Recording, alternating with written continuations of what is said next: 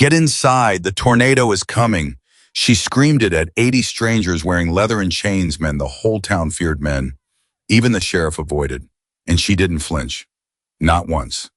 Emily Parker was 27 years old, alone and standing in the middle of a highway with a monster in the sky behind her, waving her arms at the most notorious motorcycle club in America.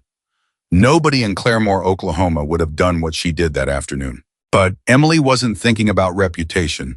She was thinking about lives. Before we go further, if this story moves you, please subscribe to our channel and follow along until the very end. And drop a comment telling me what city you're watching from. I want to see how far this story travels. The sky turned green at 2:47 in the afternoon.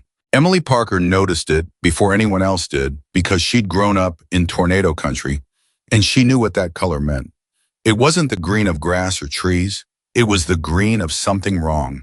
The kind of green that made your stomach drop before your brain even caught up to tell you why. She was elbow deep in the engine compartment of a 1998 Ford F-150 that belonged to old Dale Hutchins, a retired schoolteacher who drove 40 minutes every 3 months just because he trusted Emily's hands more than any shop in Tulsa. So, the radio on her workbench had been crackling warnings for the last hour, but warnings were constant in Oklahoma from April through June. You learned to sort the serious ones from the noise. This one was serious. The National Weather Service had upgraded it twice in 40 minutes. A tornado warning wasn't just possible anymore. A confirmed funnel had touched down 11 miles southwest of Claremore, and it was moving northeast at nearly 50 miles per hour. That was fast. Too fast for people who hadn't already started moving. Emily wiped her hands on a shop rag, walked to the door of her garage, and looked west. The clouds were rotating. Not just moving, rotating. Like something enormous was stirring beneath a blanket of sky, pressing upward, trying to get out. She felt it in her chest before she heard it. A low, hollow pressure, the kind that makes your ears feel wrong, like you're descending in an airplane too quickly. The birds had already gone silent. Her old border collie Maggie had been scratching at the door to the underground shelter for the past 20 minutes. Animals always knew. "Okay," Emily said quietly to nobody. "Okay, let's go." She went back into the shop, grabbed her emergency kit. She kept it packed, always because her mother had taught her that in Oklahoma, unprepared wasn't cautious. It was foolish, and she was heading toward the shelter entrance at the back of her property when she heard it. The sound of engines. Not thunder, engines, dozens of them. A rolling, deep mechanical thunder that was distinctly separate from the storm behind it and getting louder. Emily stopped. She turned back toward the highway, and that was the moment everything changed. There were a lot of them. That was her first thought, standing at the edge of her property with the wind already picking up and grit stinging her eyes. There were a lot of them, and they were moving fast, and they were heading straight into the path of what she estimated, based on the rotation she'd just seen with her own eyes, was going to be a violent wedge tornado within the next 10 to 15 minutes. She counted quickly, instinctively, the way you count things when the number matters. 15 bikes, 20, 30. The line kept coming around the curve of Highway 20 like something out of a movie. Leather-clad riders in tight formation, chrome, catching what little light was left under those boiling clouds. Engines thundering in a way that under any other circumstances might have been beautiful. Hell's Angels. She recognized the patches on their backs before anything else. The Death's Head logo. The red and white lettering. She'd seen it in news coverage, in documentaries, in the warnings. Her neighbors whispered sometimes when riders passed through town. The Hells Angels were the kind of organization people spoke about in low voices, the kind whose reputation arrived 10 minutes before they did. Emily Parker did not hesitate. She started running toward the highway. Later, people would ask her reporters, neighbors, the woman from the Claremore Daily Progress who showed up 3 days after the storm. They would all ask the same question. Were you scared? And Emily's answer never changed. I was scared of the tornado, she would say. Not of them. She was waving both arms over her head before she even reached the shoulder of the road, her blonde hair whipping sideways in the accelerating wind, the emergency kit still in her left hand, her voice already going hoarse from competing with the roar of 80 motorcycle engines. Stop. You need to stop. The lead rider, a man on a massive black Harley, broad-shouldered, silver-bearded, with the calm eyes of someone who had seen a great deal of the world, raised his left fist, the universal signal for halt, and the column of motorcycles slowed with surprising coordination. 80 machines, 80 riders, and they stopped like a single organism. The man on the black Harley didn't cut his engine. He just looked at her. "You need to get off this road," Emily said, walking straight to him. No hesitation, no backing down. "There's a confirmed tornado, and based on that rotation." She pointed west where the clouds were now visibly churning. "You've got maybe 10 minutes before it crosses this highway." The man looked at where she pointed, then he looked at her, where he said, just that, one word, calm as a Sunday morning. "My property. I've got an underground shelter. It's big enough." She said it quickly because time was the thing they did not have. "It was built for my husband's family, fits 20 people, but we can make it work. You need to come now." The silver-bearded man studied her for a moment that felt much longer than it was. Around him, riders were looking at the sky, looking at each other, looking at the woman in the denim shirt who had just run out of nowhere and started giving them directions. "Jack," said a voice from somewhere behind the leader. A younger man heavy-set, his voice edged with suspicion. "We don't know this woman." "No," the leader, Jack, apparently said. "We don't." Emily didn't flinch. "You don't have to know me. You just have to look at that ski." A sound reached them, then not the engines, not the wind, something else. A low, steady roar that had nothing to do with machinery. A sound that Emily recognized with her whole body was something older than thought, something ancestral and primal, that humans had been responding to for 10,000 years. The tornado. It was still hidden behind the tree line, but it was there. The sound was unmistakable, like a freight train in the distance, but the distance was shrinking. Jack Reynolds looked at the sky one more time. Then he looked at Emily Parker. "Lead the way," he said. Getting 80 people into an underground shelter that was built for 20 was not a graceful process. It was loud and chaotic, and people kept bumping into each other, and someone's leather jacket got caught on the door latch and tore, and two riders who didn't know each other stepped on each other's feet simultaneously, and there was a brief, heated exchange of language that Emily chose not to acknowledge, and the whole time the wind above them was shifting from uncomfortable to violent, and debris was already starting to move. "Single file," Emily called out, positioning herself at the shelter entrance. "Single file, quick as you can, step down and move to the back. Move to the back, make room." She counted them as they went down. Because that was what she did. She counted, she organized, she kept her hands moving, and her voice steady. Because if she stopped doing those things, she would have to think about the fact that her property was above her and a tornado was coming, and there was nothing she could do about any of that now except make sure everyone who was underneath the earth with her stayed alive. 43, 44, 45. A man stopped at the top of the steps. Big man, mid-30s, a scar running from his left ear toward his jaw. He looked at the shelter entrance like he was calculating something. "I don't do small spaces," he said. His voice was controlled, but only just. Emily recognized it immediately, not the words, but the quality behind them. She'd heard it in the ER waiting room the night her husband's heart stopped. She'd heard it in her own voice, standing in front of his closet 3 weeks after the funeral and unable to open the door. Fear wearing a calm face. "What's your name?" she said. He blinked. "Big Tommy." "Okay, Big Tommy, here's what I know." She stepped closer to him, not away.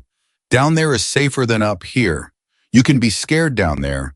You can shake the whole time if you need to, but you need to be down there to do it." Big Tommy looked at the sky. The roar was louder now. He went down the steps. 61, 62, 63. The wind shifted so violently that a section of Emily's fence exploded outward, boards spinning into the air like playing cards. Several riders still outside instinctively ducked. One man lost his footing on the steps, and the rider behind him caught him by the arm. Without a word, righted him, kept moving. Jack Reynolds was the last one in. He stopped at the top of the steps and looked at Emily, who was still standing outside doing the math in her head. "That's everyone," he said. "Everyone." "I counted," he said. 80 riders, 80 people underground."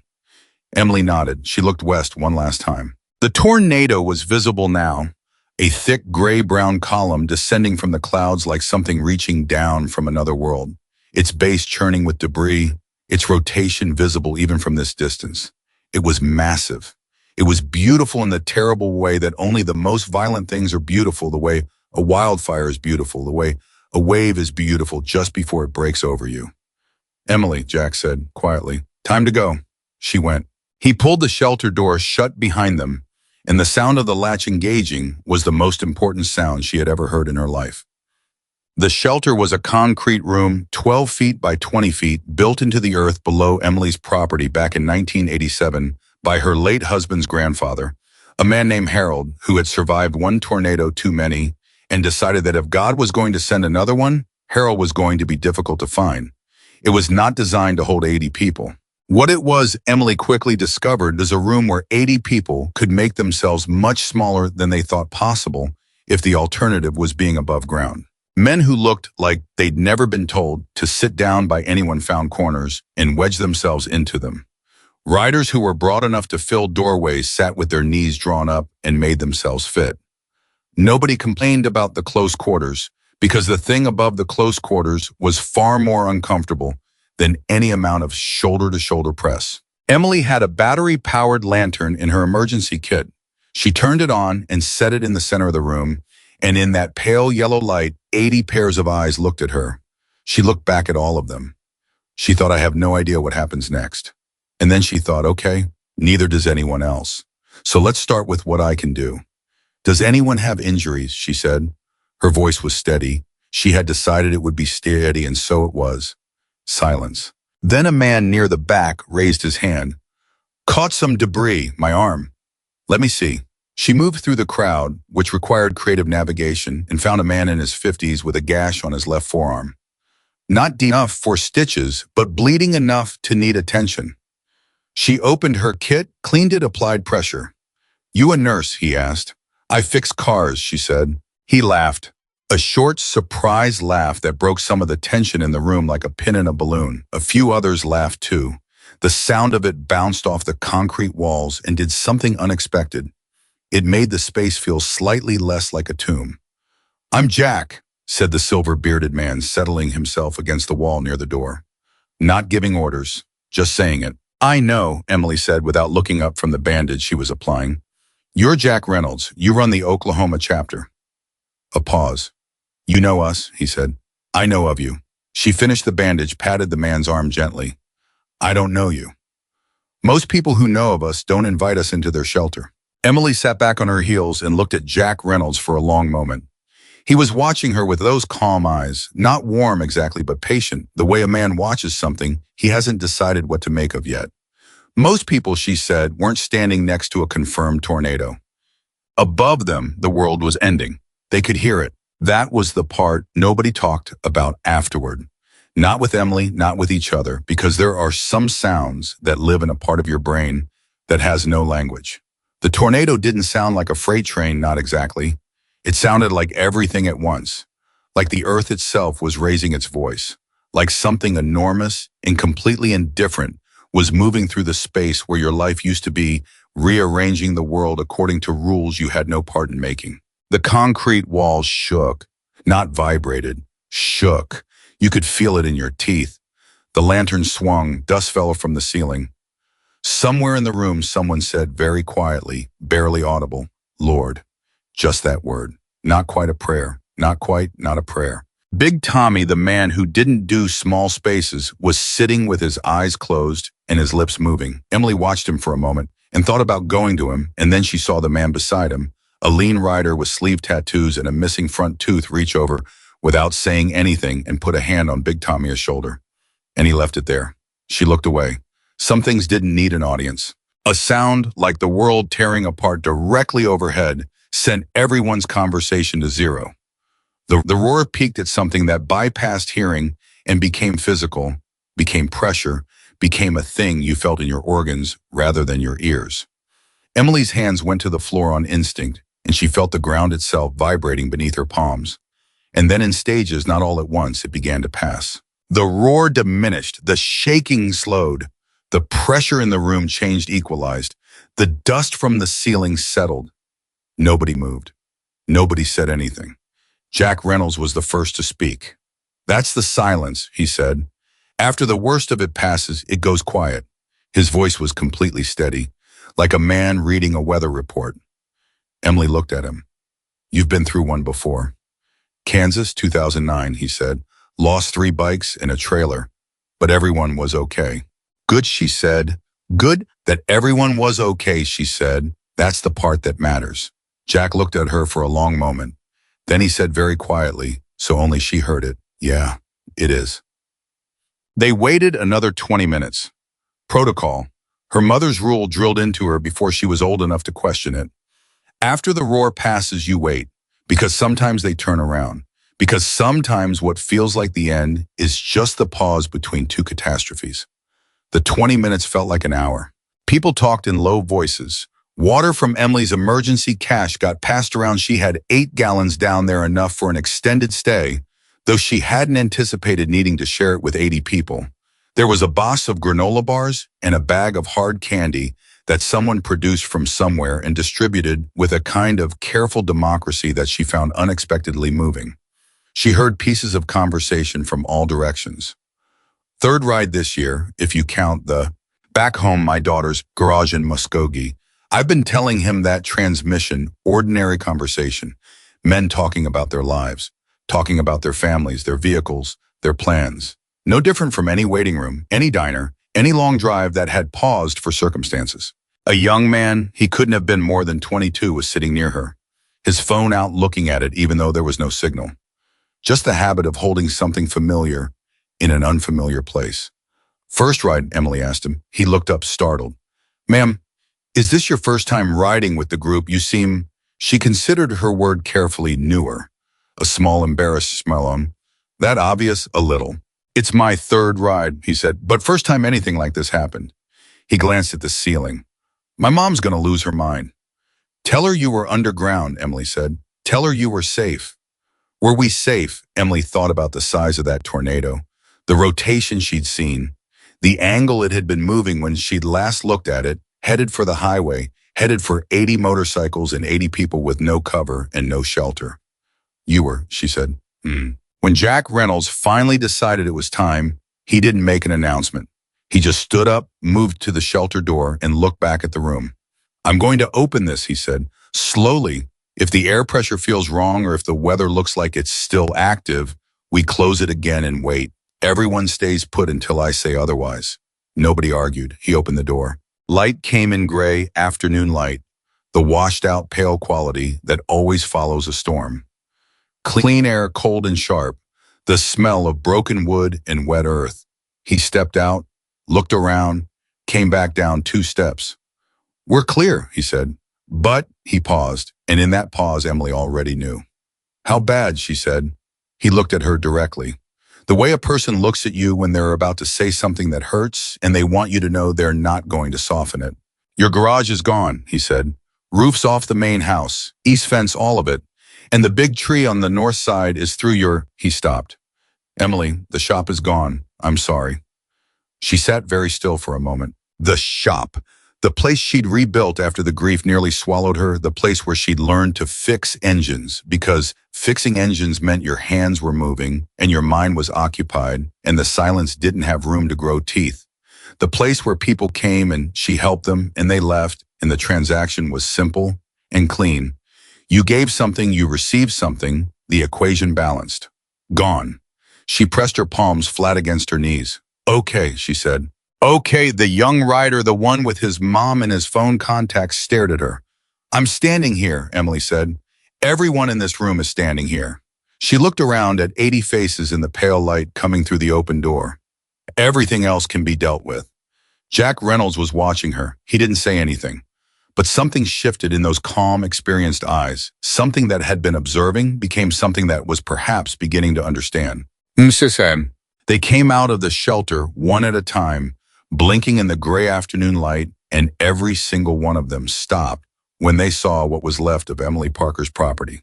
There was no ceremony to the destruction. Tornadoes aren't dramatic in their aftermath, they're just thorough. Organized chaos replaced by random chaos. Things that were in one place now, somewhere else entirely, or simply absent as though they'd never existed. The rider stood in the debris-covered yard and said nothing for a long moment. Then Big Tommy, the man who didn't do small spaces, the man who had gone down those steps because a woman in a denim shirt had looked at him without flinching, picked up a section of fallen fence panel and set it upright. Nobody asked him to. He just did it. And then the man beside him picked up a piece of her shop signage, the painted wooden sign that said Parker's Repair, which she'd made herself. The first summer she ran the business alone and set it gently against the only section of exterior wall still standing. Like it mattered. Like where it went mattered. Jack Reynolds stood a few feet away from Emily, not touching her, not crowding her, just present. The way people who understand grief understand that sometimes presence is all you can offer and that it is enough. "Do you have someone to call?" he asked. "I have a sister in Tulsa," Emily said. "Call her." "I will." She looked at the signage propped carefully against the broken wall. "In a minute." He nodded. "We're not leaving tonight," he said. It wasn't a question. She looked at him. "You opened your door." He said it simply, like it was the most obvious thing in the world. "We don't leave." Around them, without being told, without a meeting or a vote or an announcement, 80 Hells Angels riders had begun to move through the debris of Emily Parker's property with the quiet, purposeful efficiency of people who had decided that there was work to do and they were going to do it. She watched them. She thought about Harold, who'd built the shelter in Chittenden because he wanted to be difficult to find. She thought about her husband, who'd believed that people were generally better than they appeared. She thought about the tornado, which had not distinguished between what was valuable and what was not, which had simply moved through and rearranged everything according to its own indifferent logic. And she thought, sometimes the storm is the thing that shows you who was always standing beside you. She hadn't known these men 4 hours ago. They hadn't known her. And here they were, in her broken yard, picking up the pieces. Big Tommy didn't sleep. None of them really did, but Big Tommy. Especially, he sat with his back against the one section of wall still standing on the east side of Emily's property and watched the dark, and every time the wind shifted, he tensed like a man expecting a second punch. The adrenaline had worn off around midnight, replaced by that hollow buzzing exhaustion that comes after a body has run on fear for too long and doesn't know how to stand down. He'd been in fights, bar fights, road fights, the kind of confrontations that people who didn't know the life imagined defined the life. None of that had felt like the shelter. None of that had made him pray. I didn't talk about the praying, but he thought about the woman who told him he could shake the whole time if he needed to. He thought about how she'd said it not kindly exactly, but honestly, like she was giving him permission to be human in a moment, when being human felt like weakness. He turned that over in his mind the way you turn a stone over when you suspect something significant is underneath.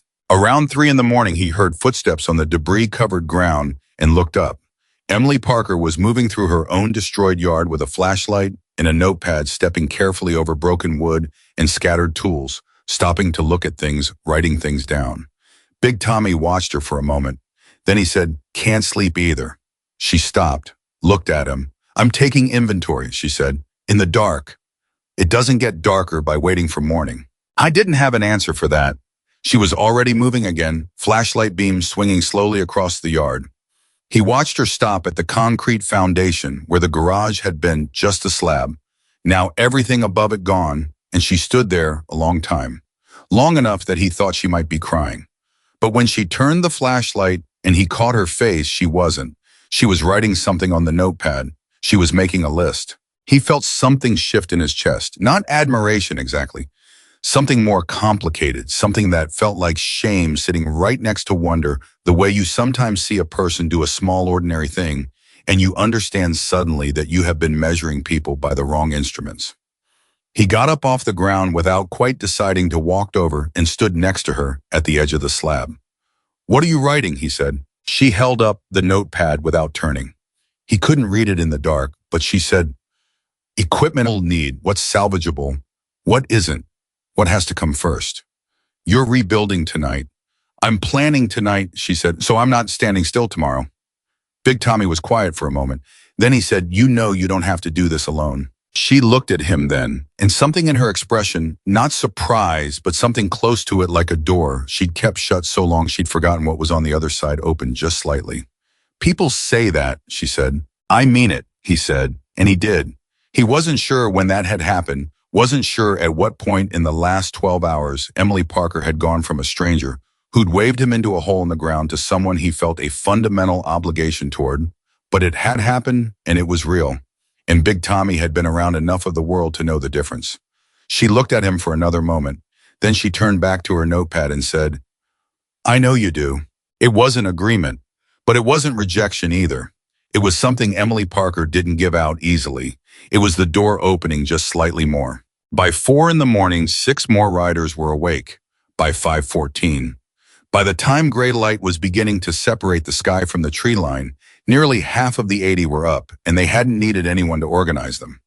Jack Reynolds sat on an overturned equipment crate with a cup of coffee from the thermos someone had retrieved from a saddlebag, and he watched his people move through Emily's property with the quiet, practiced efficiency of men who understood that there was work to do, and standing around waiting for instructions was for people who didn't know how to think. 2 riders with construction backgrounds started assessing the house structure. One man who turned out to be a licensed electrician was checking the exterior electrical connections with a flashlight and a practiced eye, calling out status updates in a clipped, professional voice that sounded nothing like the growl Emily had first heard from 80 motorcycle engines. A group of 6 had formed a human chain and were moving debris from the shop foundation, passing pieces of broken wood and twisted metal down the line in a wordless rhythm. Emily stood at the edge of all this, and for a moment she didn't move. She had been prepared, or had told herself she was prepared, for the morning, for the assessment, for the long grinding work of figuring out what was left and what wasn't. What she had not been prepared for was this not being alone in it. Jack appeared at her elbow without announcement. Rick was a contractor for 12 years before he started riding full-time, he said, nodding toward the man examining the house structure. He knows what he's looking for. Emily said, "You don't have to do this." "I know we don't. Your charity ride can wait," Jack said. Just that. Flat, final, not unkind. Can wait. She looked at him. There was something she wanted to say, and she couldn't find the shape of it, couldn't locate the words that would carry the weight of what she meant without collapsing under it. She said, "My husband would have liked you." Jack looked at her steadily. He didn't say anything right away, and she appreciated that. Appreciated that he didn't rush to fill the space with something easy. "Tell me about him," Jack said. "Later," Emily said. "Right now, tell me what Rick is finding." Jack almost smiled. He thinks the main walls are load-bearing and still solid. The roof is the problem. "And the shop?" He paused. "Gone," Emily said. "I know, I saw it last night." "The slab is intact," Jack said. "That matters." Emily looked at the foundation. She thought about the morning she'd opened the shop 7 months after the funeral, when she hadn't been sure she could get out of bed, let alone hand a customer a receipt.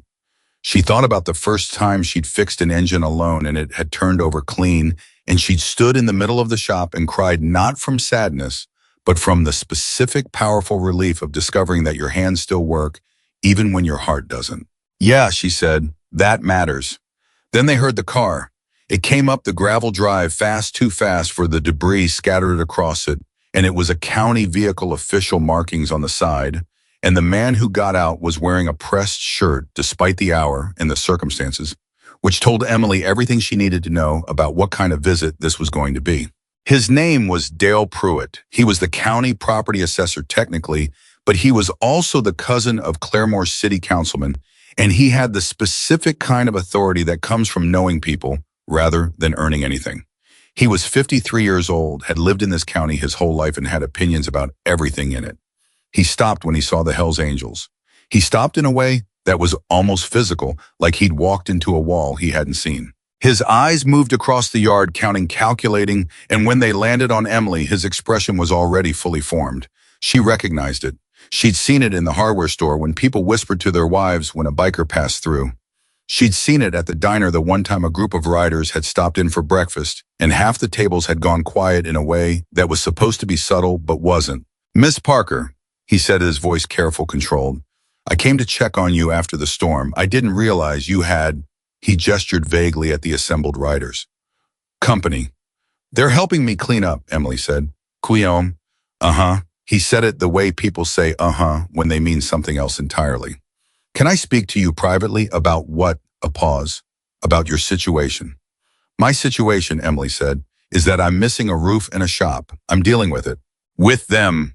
He lowered his voice like that made it less audible. "Emily, do you know who these people are?" And this was the moment, the first one though, not the last, where Emily Parker made a choice that everyone around her would remember. She didn't lower her voice. She didn't step away.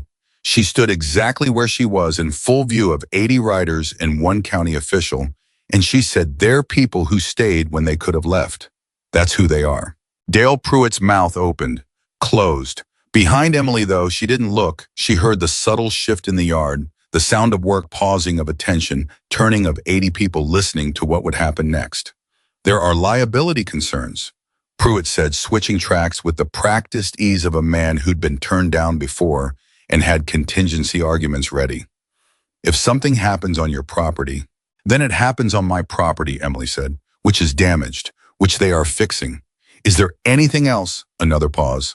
Longer this time. The county has resources, Pruitt said. FEMA protocols. You could register the damage and receive. I'll register, Emily said. Thank you, Dale. He looked at her. He looked at the riders. He looked at the notepad in her hand and the look on her face, which was the look of a woman who had made a decision and was not in a negotiating phase about it. He got back in his car. He drove away slower than he'd arrived. Jack had moved to stand just behind Emily's right shoulder during the exchange. As the car disappeared down the gravel drive, he said quietly, "You're going to hear more of that." "I know," Emily said. "It doesn't bother you." "It bothers me," she said. "Being bothered doesn't change what's right." Jack Reynolds was quiet for a moment. Then, "Danny Marcus, get those fence sections sorted. Rick, I want to know about the roof by 8 o'clock. Somebody find out if there's a hardware store open in this county." Work resumed. The yard moved again. Emily went back to her notepad. The morning had begun. By 7 o'clock, the reality had set in hard. And the reality was that 80 people needed breakfast, and nobody had planned for breakfast because nobody had planned for 80 people. Emily's kitchen, one of the few interior spaces with a still functional ceiling, had enough food for herself and in a stretch maybe 4 guests. She had eggs, half a loaf of bread, a jar of peanut butter, and enough coffee for 3 pots. She was standing in the kitchen doing the math when she heard boots on her porch and a voice that belonged to a man she'd seen the night before, the lean rider with the sleeve tattoos who'd put a hand on Big Tommy's shoulder. He was standing in the doorway holding 2 paper grocery bags. "Some of the boys went into town at first light," he said. He was matter-of-fact about it. No ceremony. "Figured you might need supplies." She stared at the bags. "There's a 3rd bag in the truck," he said, "and Bear knows how to cook, if you'll let him use your kitchen." "Bear," she said. The man jerked his head toward the yard. Emily looked past him and saw a man approximately the size of a refrigerator waiting at the bottom of the porch steps with genuine patience, holding a cast-iron skillet that he had clearly brought from somewhere of his own. She looked at the skillet. She looked at Bear. "Can he make scrambled eggs?" she said. "He can make a lot of things," the lean rider said. "But yes, definitely scrambled eggs." Emily stepped back from the doorway. "Tell him to come in." His name was Dennis. He went by Bear because, as he explained it in a voice that was unexpectedly soft for a man who blocked most of the natural light, in a kitchen doorway. He'd once broken up a fight between 2 guys using only a wooden spoon, and people seemed to feel that warranted a nickname. He moved around Emily's kitchen with a certainty that told her he cooked often and enjoyed it, asking only where things were and never twice for the same thing. She stood beside him at the counter and passed him supplies and said almost nothing, which suited both of them fine. Within 20 minutes, the kitchen was producing scrambled eggs and toast in quantities that she would not have believed her equipment capable of. Riders came through in shifts. Bear had organized them into groups without being asked, and they moved through the kitchen in a rotation that was efficient and clean. Nobody lingering. Nobody helping themselves to more than was offered. Everyone saying thank you. She counted the thank yous, not on purpose. She just noticed them. Each one. Because people who are told to expect the worst from a certain kind of person and develop an involuntary accounting system. And the ledger Emily Parker was keeping that morning was not what anyone in Claremore would have predicted. By 9 o'clock, Rick, the contractor turned full-time writer, had his report on the house structure. He found her at the kitchen counter and laid out what he knew with the blunt professionalism of a man who respects his audience enough not to soften things. "Main walls are solid," he said. "You were right about that. The roof is a 60-40 situation. 60% of it is gone or needs to come off anyway. 40% is savable if we act fast before the next rainfall. I'd want to tarp everything we can't replace immediately." "The shop?" He paused. "I know about the shop," Emily said. "The foundation is solid," he said, and the concrete is good. If you want to rebuild, you're not starting from zero. You're starting from the ground up, which sounds like the same thing but isn't. She absorbed this. How long, she said. Realistically. He was quiet for a moment. The kind of quiet that means the answer is going to be honest rather than comforting. Roof 3 days if we have the materials and the hands, he said. Temporary repairs today, full shop rebuild that depends on money permits and how many people are helping. Emily nodded. She turned back to the counter and picked up her coffee. We have the hands, Rick said. She turned around. I was looking at her with a directness that matched his tone. This was a man who said what he meant and nothing else. We have 80 hands right now, he said. We might have more. Jack made some calls this morning. More, she said. Chapter members, other chapters, people who heard what happened. He said it without elaboration, the way you deliver a fact rather than a revelation. People want to help. Emily set down her coffee cup very carefully. How many people, she said. Rick looked at her with something that was almost a smile. Jack can tell you better than I can. He said. She found Jack at the east side of the property, his phone to his ear, speaking in the clipped, clear voice of someone accustomed to giving efficient information across large distances. He saw her coming and held up a hand, one finger, and finished the call before she reached him. He put the phone in his jacket pocket. Rick says you made calls, Emily said. I did. To who? People, Jack said. And then because that clearly wasn't sufficient, other chapters. Some independent writers who've ridden with us. Some people who heard what happened through the radio reports and the calls last night. Emily's hands went still at her sides. Jack, before you say it, Jack said, nobody's asking you anything. Nobody needs your permission. You opened your shelter to 80 people and you lost your shop and half your roof because you were too busy making sure everyone else was inside to take care of your own things. You can accept help or you can stand there telling me you don't need it. But don't tell me it's too much because I haven't told you the number yet. A silence. The wind moved through the yard. Someone dropped something metal behind them and swore quietly, and someone else laughed. How many, Emily said. Jack looked at her steadily. By this weekend, he said probably 300. Emily Parker said nothing. She stood in the debris-scattered yard of her broken property on a clear Oklahoma morning, and she said absolutely nothing, and Jack Reynolds did not try to fill that silence. And the yard moved around them, and somewhere a chainsaw started up, and somewhere else Bear was still cooking eggs, and the world kept moving in its ordinary, extraordinary way. 300, she said finally, give or take. She looked at the foundation of her shop, at the notepad in her hand, at the slab that was still there solid, the thing that meant she wasn't starting from zero. She thought about her husband, about how he used to say that the thing about good people was that they had gravity, that if you put one in a room, others followed, not because they were told to, but because goodness pulls. She thought it was a nice idea. She hadn't known it was a physics lesson. I'm going to need a bigger notepad, she said, and Jack Reynolds smiled. It was the first time she'd seen it, a real smile, the kind that changes the whole face, and it looked like something that didn't come out often, but was when it came absolutely genuine. Yeah, he said, you are. She turned around to find something else that needed doing, because that was what she did. That was how she was built, and she walked straight into a woman she'd never seen before standing in the middle of her yard. Mid-40s, hair cut short and practical, wearing a jacket with the Hells Angels patch on the back, but carrying a professional camera bag that hung from one shoulder.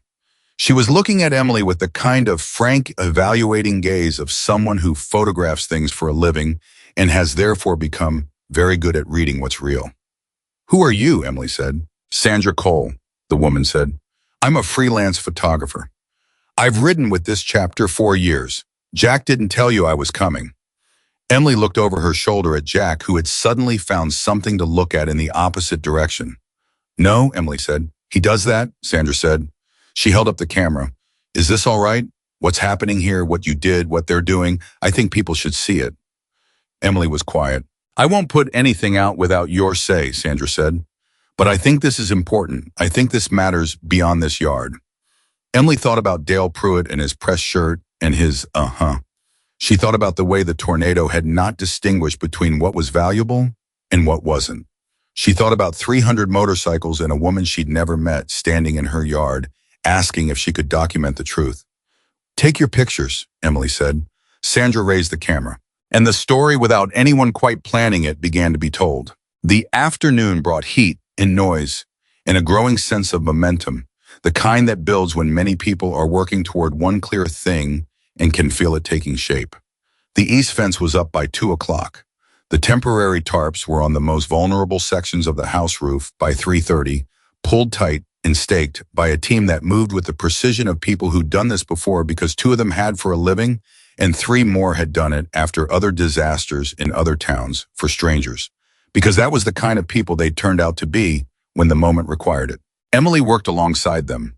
That was the thing that the writers kept noticing and then mentioning to each other in the gaps between work, that she didn't stand back and direct and receive. She worked. She carried lumber and held stakes and sorted hardware. And when someone needed a second pair of hands, she was the second pair of hands. Her knuckles were split before noon. She didn't mention it. A rider named Curtis, who'd been watching this from the beginning, said to Big Tommy around midday, "She's not going to ask for anything, is she?" "No," Big Tommy said. "Even if she needs it, especially then." They were both quiet for a moment, watching Emily on the other side of the yard, directing 2 riders with a tarp and speaking with the crisp efficiency of someone who has measured twice and is only cutting once. "You know what she reminds me of," Curtis said. "Who?" said Big Tommy. "My mother," Curtis said, simply. "After my father left, just the way she got up every morning and did what needed doing and didn't talk about it." He paused. "You don't forget something like that." Big Tom said nothing, but he picked up an armload of lumber and went to help. The twist came at 4:17 in the afternoon, and it came from a direction nobody expected. A pickup truck arrived at the property. Not a county vehicle this time, not official markings, just a civilian truck with a magnetic business sign on the door. Claremore Building Supply. The driver was a man named Gary who was approximately 60 years old, had sawdust permanently embedded in the creases of his hands, and had the specific look of someone who has driven somewhere on impulse and is now slightly nervous about whether it was a good idea. He asked for Emily. She came to the truck. "I heard about what happened," Gary said, talking to his steering wheel more than to her. "I mean, the whole county knows. The tornado and..." He gestured broadly at the yard, at the riders, at the entire remarkable situation. "All of this." "Okay," Emily said. He reached behind him and pulled out a clipboard. "A purchase order already filled out. I've got lumber, roofing materials, some sheet metal for the shop frame." He held the clipboard toward her. "It's already paid." Emily stared at him. "I didn't order anything." "No," he said, "you didn't. Gary." "Your husband used to bring his truck to me," Gary said, still talking to the steering wheel. "For supplies. He used to pay on time and he used to be decent about it, which is more than I can say for half my accounts." A pause. "I just thought," he cleared his throat. "It's paid, that's all." Emily Parker stood beside the truck in her destroyed yard, and she took the clipboard and she read the order, and she said nothing for approximately 15 seconds. Then she said very quietly, "Thank you." "It's just lumber," Gary said, and pulled out of the driveway before she could say another word. She stood holding the clipboard. Jack appeared. He looked at the clipboard. He looked at Gary's truck disappearing down the road. "Who was that?" he said. "The hardware store," Emily said. "He donated materials." "Because my husband used to pay his invoices on time," Emily said. And the way she said it, the specific, impossible combination of grief and laughter that was somewhere in her voice, made Jack look at her sharply. "Are you all right?" he said. "I don't know," she said honestly. "I keep expecting..." She stopped. "What? I keep expecting this to stop," she said. "I keep waiting for it to go back to what I know." Jack was quiet for a moment. "Then what do you know?" She gestured at the yard around her, the broken things, the missing roof, the absent shop. "This," she said, "alone, dealing with it alone. And she said, today I'm not." The words came out simpler than she'd intended, unguarded. The door, she realized, wasn't just slightly more open now. It had at some point in the last 12 hours, without her fully noticing, come off its hinges. She looked at the clipboard. She thought 60% gone, 40% salvageable. Starting from the ground, not from zero. She looked at the 80 people in her yard. She thought one act, one decision, one moment of not asking who they were before asking if they were okay. And she thought about the sound of those 300 motorcycles already on the way, and the woman with the camera who was documenting the truth in the hardware store owner who'd driven out on an impulse because her husband had once been decent about his invoices, and the way a single ordinary moment standing at the edge of a highway, arms waving, had set something in motion that was now entirely larger than herself. She took a breath. She turned to Jack. "Tell Rick we've got the materials," she said. "Let's get the roof done before dark." Jack looked at the clipboard in her hand, then at her, and he said, "Yes, ma'am." He walked back into the yard.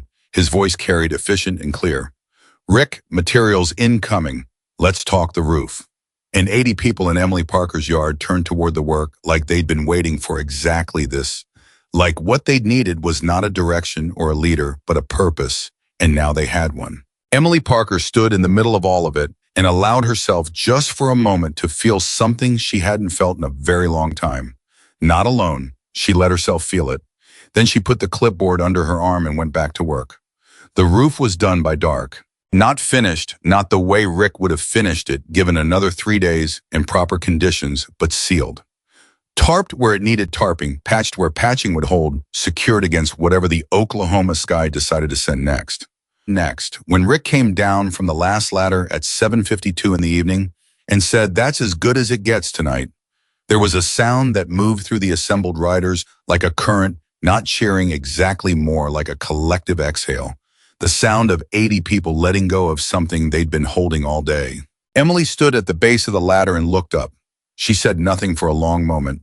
Then she said, "Thank you, Rick." He shrugged the way men shrug when they're uncomfortable with direct gratitude, but genuinely pleased to have earned it. "Thank the materials," he said. "Gary's lumber is good." "Gary's lumber and your hands," Emily said. He shrugged again, but he was almost smiling when he walked away. They ate dinner in the yard. Bear had commandeered the kitchen again, and 3 other riders had apparently hidden culinary abilities because the food that came out of that small kitchen in shifts was remarkable. The kind of food that tastes better than it has any reason to because it was made by people who were feeding people they decided to care for. And that decision always changes the flavor of things. Emily sat on the porch steps and ate from a paper plate that someone had pressed into her hands, and she was so tired that the food felt like medicine, necessary restorative, taken without ceremony. Around her, the yard hummed with low conversation, the sound of men winding down after physical labor. The specific, comfortable silence of people who have worked hard together and have nothing left to prove to each other. Jack sat 2 steps below her, not crowding her space, eating with the same quiet efficiency he seemed to bring to everything. "Sandra got good shots today," he said. "She told me," Emily said. "She wants to put them out tomorrow. Local news first, maybe bigger." He paused. "With your permission, still your call." Emily thought about this. She was tired and her hands hurt, and she was still processing the fact that 300 motorcycles were heading her direction, and adding media attention to that particular list felt like more than she had room for tonight.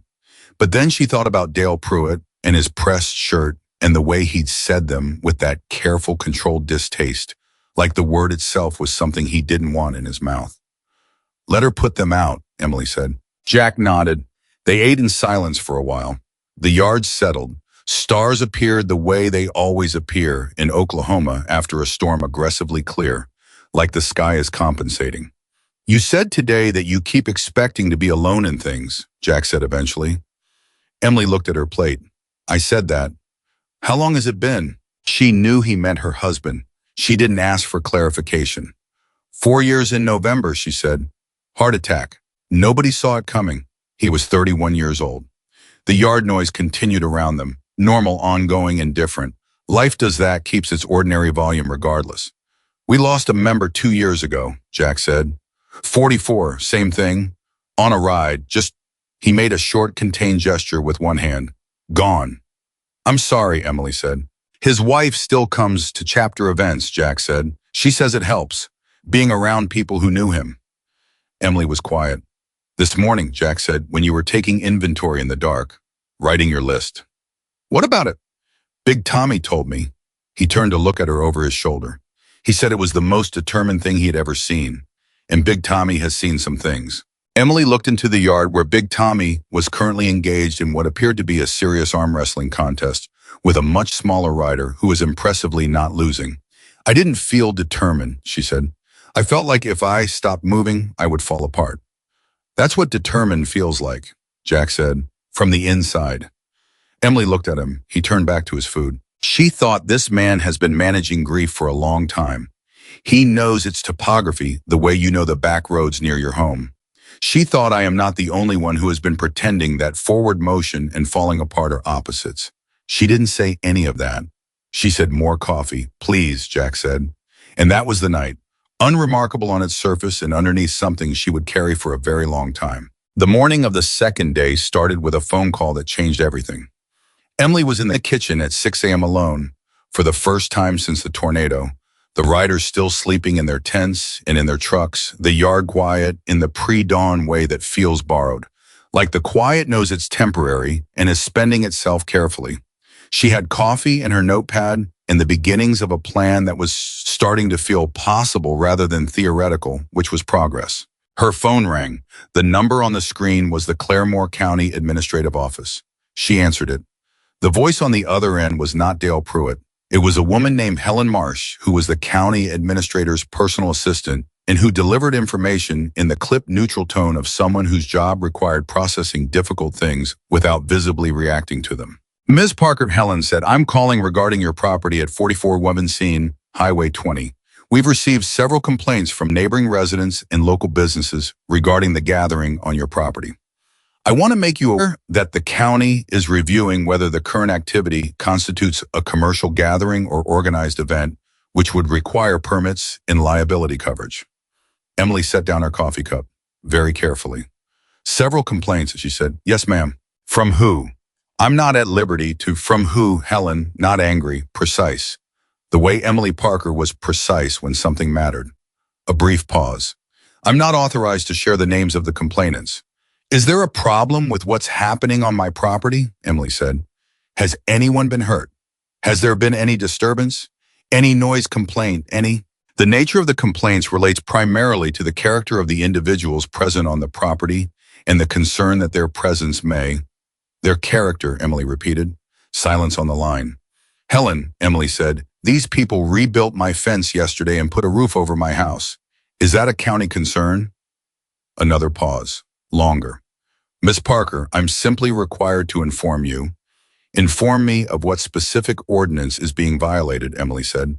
"Specifically." The longest pause yet. Helen Marsh, County Administrator's assistant, was clearly consulting something on her end.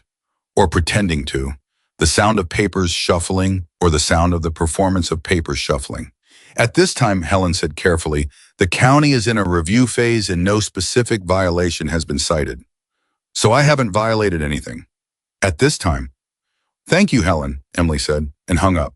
She sat with the phone in her hand and the coffee going cold beside her and the notepad with its list of things that needed doing, and she felt something move through her that she identified after a moment as anger.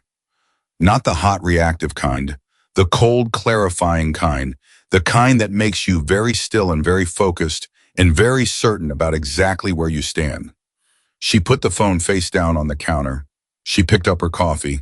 She went and woke Jack Reynolds. I was in his tent at the edge of the property, and he was already awake. She suspected he'd been awake for a while, and when she told him about the call, he listened without interrupting his arms, crossed his expression, doing nothing dramatic. When she finished, he said, "They're gonna try again." "I know," she said. "Not just the county," he said. "There'll be other calls. Maybe a reporter looking for the other angle. Maybe someone who wants to tell the story as something different from what it is." "I know," she said again. "Are you ready for that?" She thought about it honestly because it deserved honesty. She thought about being a private person, about how she'd built a life around a shop and a quiet road, and the simple arithmetic of helping people who needed their cars fixed a life that did not include press attention or civic confrontation or being the center of any kind of story. "No," she said, "but I'm going to do it anyway." Jack unzipped the tent and stood up. He was already fully dressed, which confirmed her suspicion about the being awake part. He looked at her with those steady eyes. "Then let's talk about what happens when 300 bikes show up this weekend," he said. That conversation lasted 40 minutes and covered logistics. She hadn't thought about and should have space supplies, noise ordinance hours, the county permit, Question, the need for someone to serve as a visible, responsible point of contact for any official inquiries. Jack laid it out with the efficiency of a man who had organized large gatherings before, who understood that goodwill without organization collapses under its own weight. She took notes. He talked. At one point, she looked up from the notepad and said, "You've done this before. Not just rides. This. This what? Organizing help," she said, "after a disaster. Coming in and doing what needs doing." He was quiet for a moment. "We've done some things," he said. "What kind of things?" He told her, briefly without embellishment. A neighborhood in New Orleans 3 months after Katrina, when the official help was backed up and the need was immediate. A family in Arizona who'd lost their home in a wildfire and had nothing. 4 riders had driven out with a truck of supplies and stayed 2 weeks. A veterans shelter in Dallas that had needed a new roof and couldn't afford a contractor. Emily listened. She thought about the gap between what she'd known about the Hells Angels and what was sitting across from her in the early morning of her broken yard. "Why don't people know about these things?" she said. Jack looked at her with something that was almost amusement, but was more complicated. "Because the news doesn't make money on that story," he said, "and because some people have already decided what we are, and a different story is inconvenient." Emily closed her notepad. "It's not going to be inconvenient this time," she said. "No," Jack said, "it's not." The first hostile visit came at 10 o'clock in the morning, not Dale Pruitt this time. 2 men Emily didn't recognize driving a truck with a private contractor's sign, who parked on the road outside her property and sat there for 10 minutes before one of them got out and came to the edge of her driveway. I was in his 40s with the particular confidence of someone who believed his physical size was an argument. He looked at the riders working in the yard and he said, at a volume designed to carry, "You the woman who let them in." Emily walked to the driveway edge. "I'm Emily Parker," she said. "This is my property. Who are you, Dwayne?" "Name's Russ," he said, "and I'm a neighbor." "You live on Highway 20, he adjusted slightly. "Near enough." "Near enough," Emily repeated. "What can I do for you, Russ?" He looked past her at the riders. "Some of us in the community are concerned," he said, "about this situation." "What situation?" Emily said. "People repairing storm damage on private property." "About who's doing the repairing," Russ said. Behind Emily, she was aware without turning around that the work in the yard had not stopped.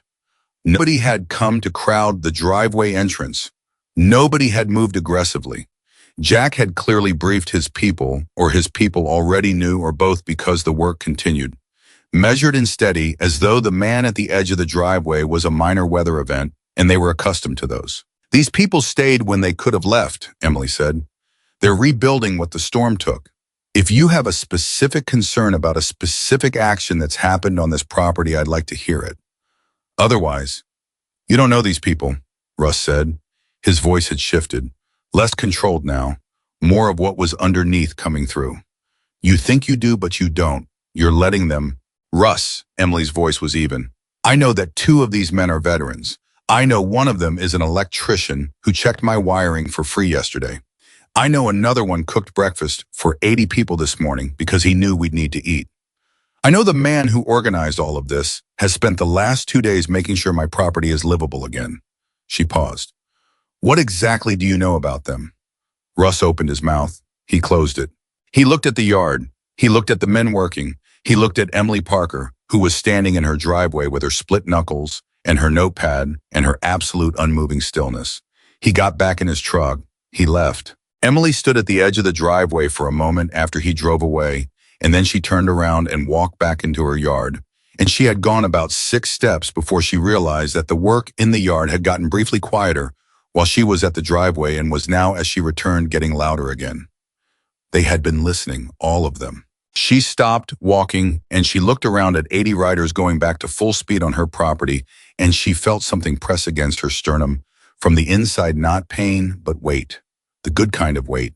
The weight of being witnessed. Curtis, the rider who'd said she reminded him of his mother, appeared at her elbow. He was carrying a length of lumber, and he said, as he walked past her, "That was something, Ms. Parker." "It was necessary," she said. "Yes, ma'am," he said, "but it was also something." Sandra Cole found her 20 minutes later. "I got it." Something. Sandra Cole found her 20 minutes later. "I got it," Sandra said. She was holding the camera at her side, and her expression had the particular energy of someone who has captured something important and knows it. The driveway. All of it. Emily stared at her.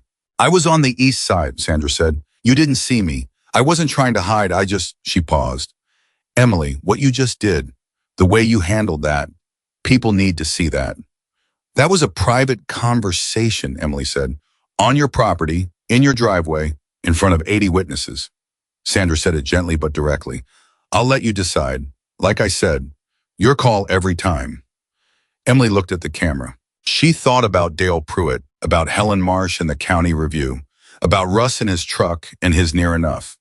She thought about the story being told wrong about the version of this, where the headline was Notorious Motorcycle Gang Descends on Rural Oklahoma Woman, and the truth got buried under the reputation because nobody had been present to document something different. Put it out, Emily said. All of it. Sandra nodded and pulled out her phone. By 3 p.m, the footage was everywhere. That was the word Jack used when he came to find Emily, where she was working on the east fence with Curtis and 2 other riders. Everywhere, he said and showed her his phone. The video Sandra had posted steady footage from the edge of the property. Emily's voice clear, and even the riders visible and working behind her, Russ's truck, pulling away, had 300,000 views and was climbing. The comments were the thing. Emily read them, standing in her yard with mud on her boots, and Jack holding the phone for her because her hands weren't clean enough to touch it. She read them and she said nothing, but something moved across her face that Jack watched carefully. People who'd been afraid of bikers. People who'd had their minds changed by a single 2-minute video of a woman standing at the edge of her driveway telling the truth. People who'd grown up with a certain image and were watching it revise itself in real time. People who said, I would have done what Russ did. I'm ashamed of that now. And riders, dozens of comments from riders, not just Hell's Angels, from every club, every chapter, every independent, saying they were coming. Not asking if it was okay, saying they were coming. Jack, Emily said, yeah. Is this going to be a problem? She gestured at the phone. The attention. He considered the questions seriously, which she appreciated. It might complicate some things, he said. But the people coming, they're coming for the right reason. They're coming because someone did something decent, and they want to be a part of what decent people do. Emily handed him back his phone. There's something I haven't told you, she said. He waited. The county permit review, she said. I've been asking around. I think it's being pushed by someone specific, not just general community concern. She paused. I think it's being pushed by someone who wants this to stop, not because it's illegal, because it's working. Jack's expression didn't change, but something behind his eyes sharpened. You have a name, he said. Not yet, she said, but I'm going to get one. He looked at her for a moment. How? The same way I found out Gary at the hardware store was willing to donate materials, she said, by asking the right people the right questions. Jack was quiet. Then he said, you've been doing this the whole time. Doing what? Talking to people, he said. This whole time while you were working and taking inventory and arguing with county officials, you've been putting together a picture. Emily said nothing. Emily, he said, and there was something in his voice, not quite alarm, but the alertness of a man who has just recalibrated his understanding of a situation. What are you going to do with the name? I'm going to make sure the story is accurate, she said. That's all. He looked at her. That's all, she said again. He did not look completely certain, but he nodded. She went back to the fence. The name came that evening, and it didn't come from the direction she'd expected. It came from Gary. He drove up at 5:15 in his supply truck, a second delivery more lumber, which he'd called about in the morning. And when the truck was unloaded and he was about to leave, he stopped with his hand on the truck door and said without fully turning around, Emily, you should know something. Tell me, she said.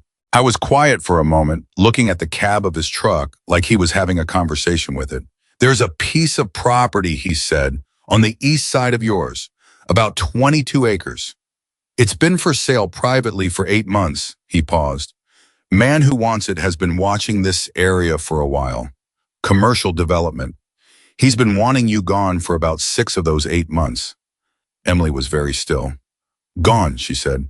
Your property sits between his purchase and highway access, Gary said.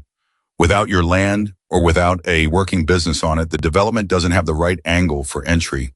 He's been waiting for something to push you out. The tornado, Emily said. Couldn't have planned it, Gary said, but he could sure use it. He got in his truck. Emily said, Gary, the county permit review.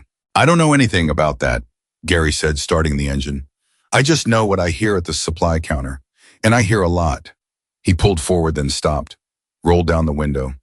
He's been telling people in town that those bikers are dangerous, that you're in over your head, that someone should do something. He looked at her through the window. People like me, Emily, we know what your husband was like. We know what you're like. But not everyone in this county has a supply counter to lean on. He drove away. Emily stood in the road in the cooling evening air, and she understood with sudden and complete clarity that the tornado had not been the main event. The main event was what happened after. The tornado had been random and impersonal and had taken things without any agenda beyond its own physics. What was happening now?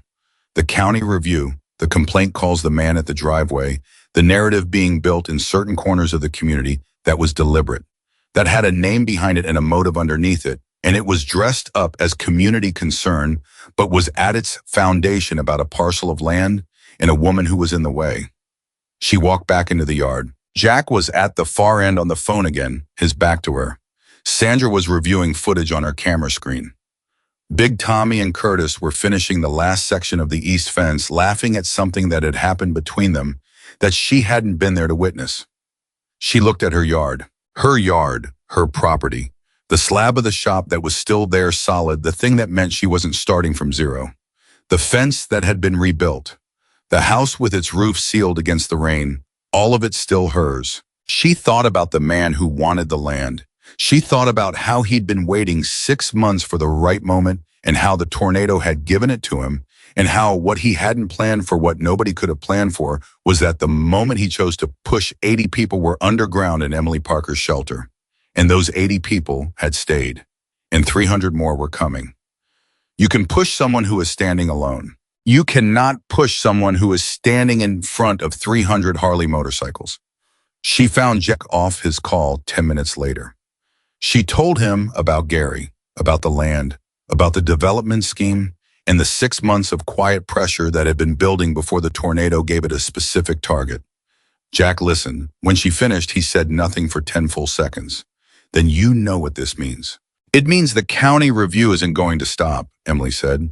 It means the complaints aren't going to stop. It means whoever this is, they're going to keep pushing because the stakes are high enough. It also means, Jack said, that what Sandra put out today, what 300,000 people have seen, is a problem for whoever's behind this. Emily understood.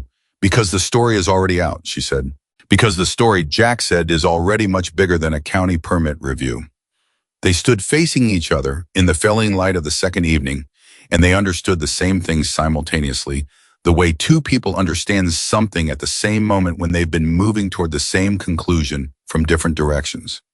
He's going to do something faster now, Emily said. Yes, Jack said, before the weekend, before 300 people arrive. Yes, Jack said again. So we have 2 days, Emily said, maybe less. She looked at her yard, at everything that had been done and everything that remained to do, in the shape of the thing that was trying to take it away from her.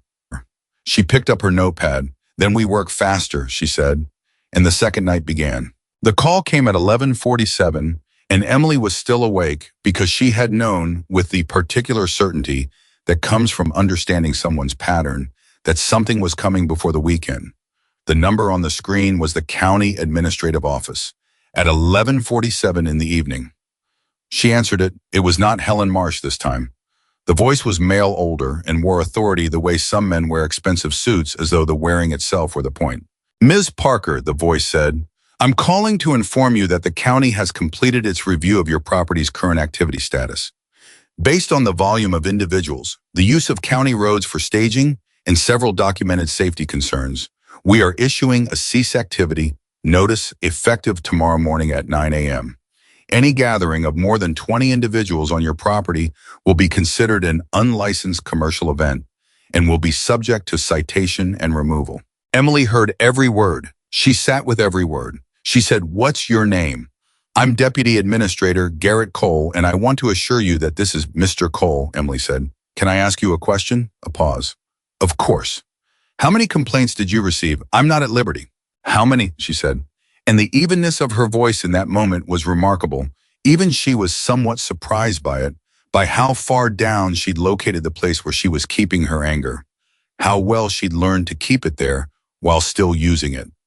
Give me a number. A longer pause. 3, he said. 3 complaints. In a county of more than 40,000 people. Mr. Cole, Emily said, by 9 o'clock tomorrow morning, there will be a television crew on my property. By the weekend, there will be 300 motorcycles parked on my road. And by the time this is over, a great many more than 3 people will have an opinion about what the county of Claremore chose to do the week after a tornado destroyed a private citizen's home. Silence. You'll want to consult with someone before 9 a.m., Emily said. I'd suggest doing that tonight. She hung up. She set the phone on the table.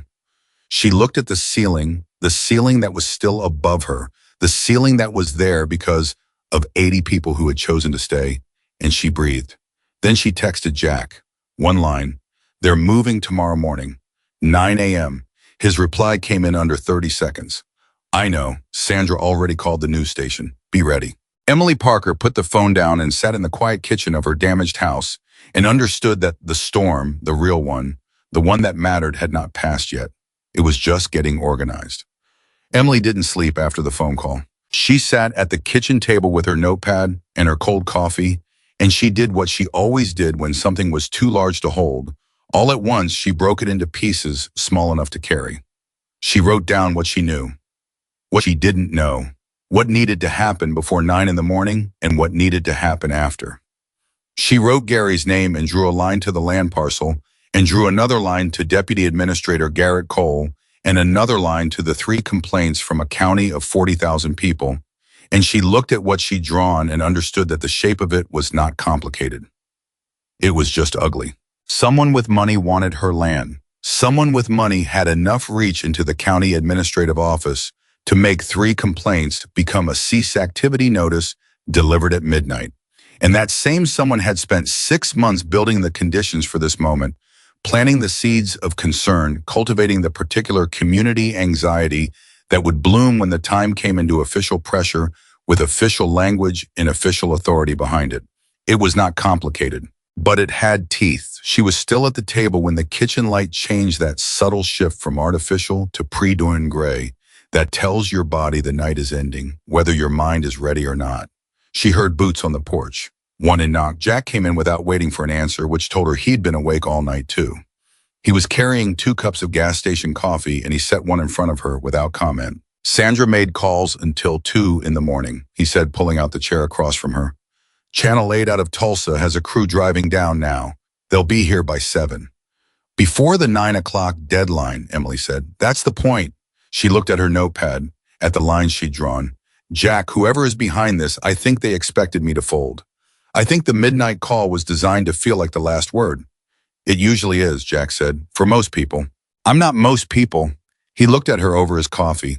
I know that, he said. I knew it on the highway. She almost smiled. You knew it when I was waving my arms at 80 motorcycles. I knew it when you didn't step back, he said. Most people step back when they're surprised. You step forward. People who step forward in the moment of surprise, they're built differently. Emily absorbed this. She looked at her lines and her names and her lists. Tell me about the land, Jack said. She told him everything Gary had said. Jack listened without interruption, which was she'd come to understand one of his fundamental qualities. He made space for the whole story before he said a word about any of it. When she finished, he was quiet for a moment. Do you have a name, he said. Gary wouldn't give me one, she said. But he said, commercial development and highway access. There's only one development project proposed in this county that has both those characteristics. She turned the notepad toward him. She'd written the name at the bottom of the page. Martin Voss. He owns Voss Commercial Properties out of Oklahoma City. He's been buying land in this region for 2 years. Jack looked at the name, then at Emily. How did you find that, he said. County land records are public, she said. And I called my sister in Tulsa at 1 in the morning.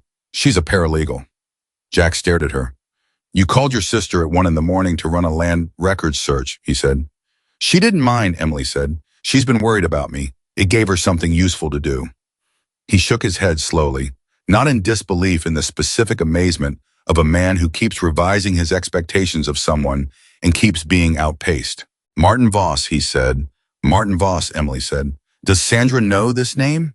Emily met his eyes. She will in about 30 seconds.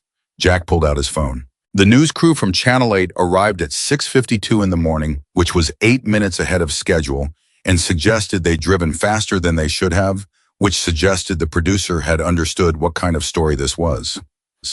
The reporter was a woman named Deb Nguyen, who had the specific alert energy of someone who woke up every morning hoping today would be the day the story mattered. She shook Emily's hand and looked around the yard at 80 riders who were already back at work.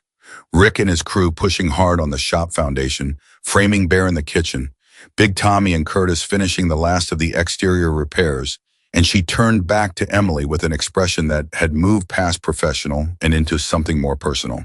"Can I get the full story?" Deb said. "All of it," Emily said, "from the highway." They talked for 40 minutes. Emily sat on her porch steps and talked, and Deb's camera crew filmed, and the yard moved behind them. And Emily told the truth in the plain, direct way she'd always told the truth, without embellishment, without performance, starting at the beginning and following it wherever it led, including Martin Voss, including the land, including the midnight phone call from Deputy Administrator Garrett Cole, and the 3 complaints from 40,000 people, and the cease activity notice that was due to be delivered in just over an hour. Deb Nguyen leaned forward slightly when Emily said the name Martin Voss. It was the subtle forward lean of a reporter who has just heard the thing that turns a human interest story into something with harder edges. "You're making a specific allegation," Deb said carefully. "I'm presenting public records in a documented timeline," Emily said. "What it means is for people to decide. Are you prepared for what happens when that name goes on camera?" Emily thought about this for exactly 3 seconds. She thought about the kitchen table at 1 in the morning and the lines she'd drawn between connected things. She thought about a woman who paid her invoices on time and a man who'd built a shelter because he wanted to be difficult to find. She thought about the tornado and everything it had taken and the 9 o'clock deadline that was now 45 minutes away. "I've been prepared since midnight," Emily said. At 8:17, a county vehicle pulled onto her property. Not the same one as Dale Pruitt's first visit. This one was larger, more official, a white SUV with county markings and a second car behind it that was unmarked, but had the unmistakable profile of something municipal. 2 men got out of the SUV. Neither of them was Dale Pruitt. Both of them were wearing the specific expression of people who have come to deliver news they aren't entirely comfortable delivering, which told Emily that someone had briefed them on the camera crew, and they'd come anyway, which meant they'd been told they had no choice. The Channel 8 camera was rolling. Deb Nguyen was standing 6 feet to Emily's left, microphone in hand, not in the officials' faces, but visible, present, unignorable.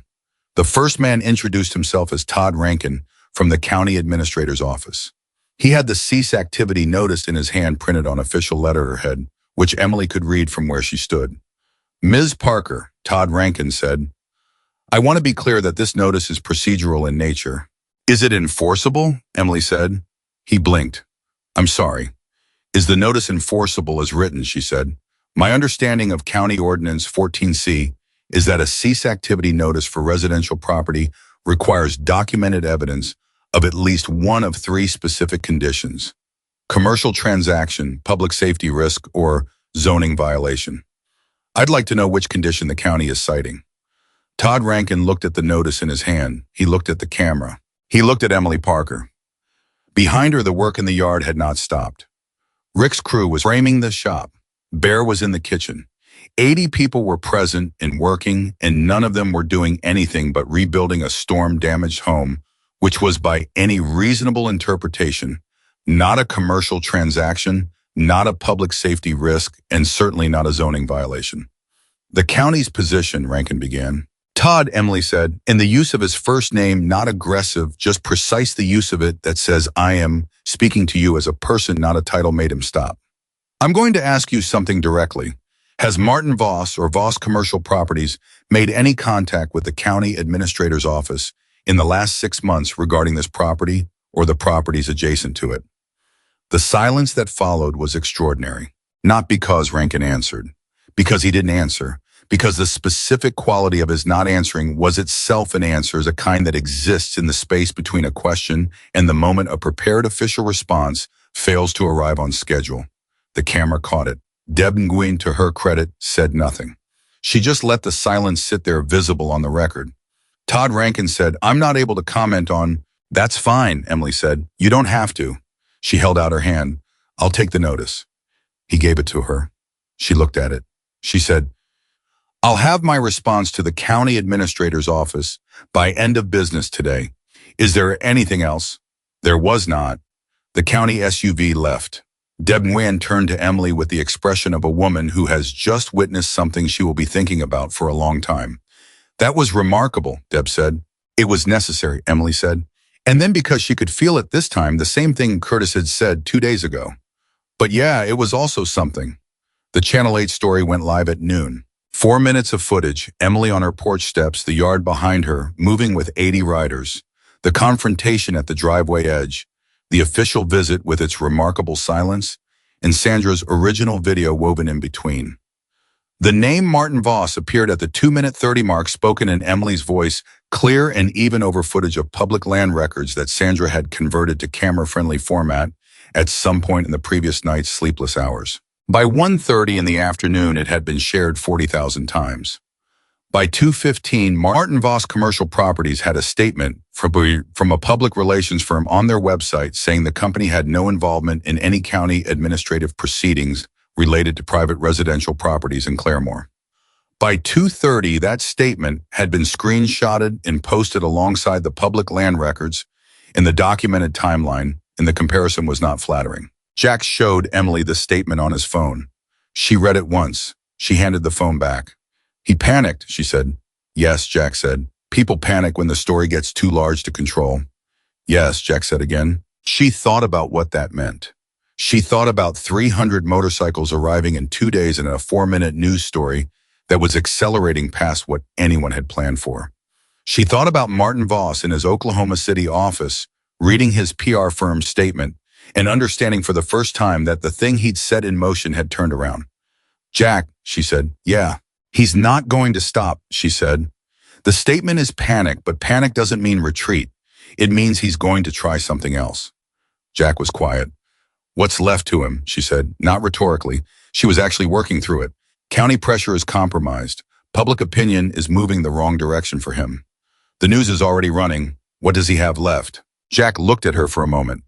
Then money, he said. He has money. And money can do things that phone calls can't.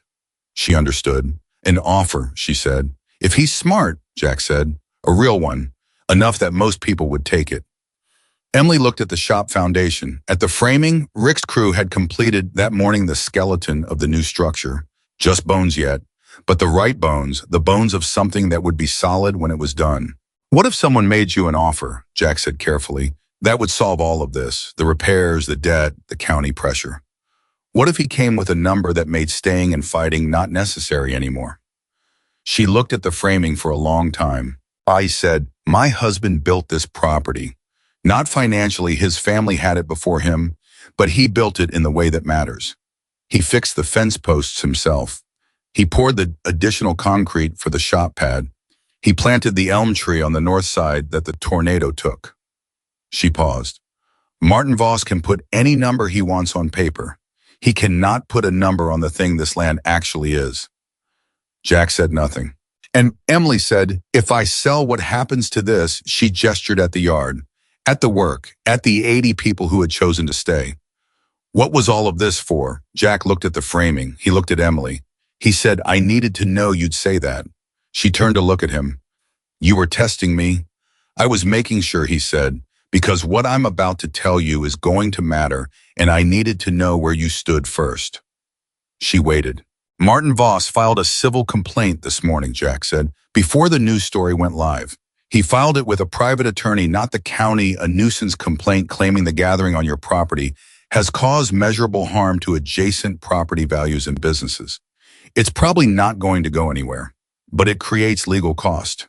It creates stress. It creates the kind of ongoing pressure that wears people down even when they're right. Emily absorbed this. He filed it before the news story, she said. Yes. So he doesn't know yet how badly his PR statement landed. No, Jack said. He doesn't. She was quiet for a moment. Then he's about to, she said. He was. By 4 o'clock, 3 attorneys had contacted Emily through the Channel 8 tip line, offering to review the civil complaint pro bono. One of them was a property law specialist from Tulsa who had seen the segment and had opinions about it that she described in her message as, in Emily's words, when she relayed this to Jack, very strongly held and very specifically detailed. Emily called her back. Her name was Patricia Okafor, and she was 51 years old, and she had a voice like a woman who had won arguments in rooms full of people who hadn't expected her to, and had never found this particularly remarkable because she'd been winning those arguments her entire career. The nuisance complaint is paper, Patricia said. It has no legs. What's interesting to me is the pattern the county. Notice the complaint, the timeline against the land records. That's not a property dispute. That's an intimidation campaign with a financial motive. Can you prove that? Emily said. Not yet, Patricia said. But give me 48 hours and the public records access you already have, and I'll tell you what we're dealing with. I'll give you the records, Emily said. Good, Patricia said. Don't accept any offers from Voss. No phone calls, no written communication, nothing. If he contacts you directly, you call me first. Understood, Emily said. One more thing, Patricia said. Her tone shifted, still direct, but something else in it now, something less professional. I saw the footage of you on the porch at the driveway. A pause. My mother grew up in a town like yours. I know what it takes to stand like that. Emily said, thank you. Don't thank me, Patricia said. Let me work. The offer came at 6:47 in the evening. Not from Martin Voss directly, from a man named Phil Hartman, who introduced himself as a business development consultant for a regional investment group, which Emily recognized as a specific vocabulary of a man who had been told not to say his employer's name and who arrived in a rental car in a blazer that was slightly too formal for the setting and asked very politely if he could speak to Emily privately. Jack was 6 feet away. Whatever you have to say, Emily said. You can say in front of Jack. Phil Hartman looked at Jack. He looked at the yard full of riders who were finishing the day's work in the long Oklahoma evening light. He looked at Sandra Cole, who was nearby and had already raised the camera. He looked back at Emily.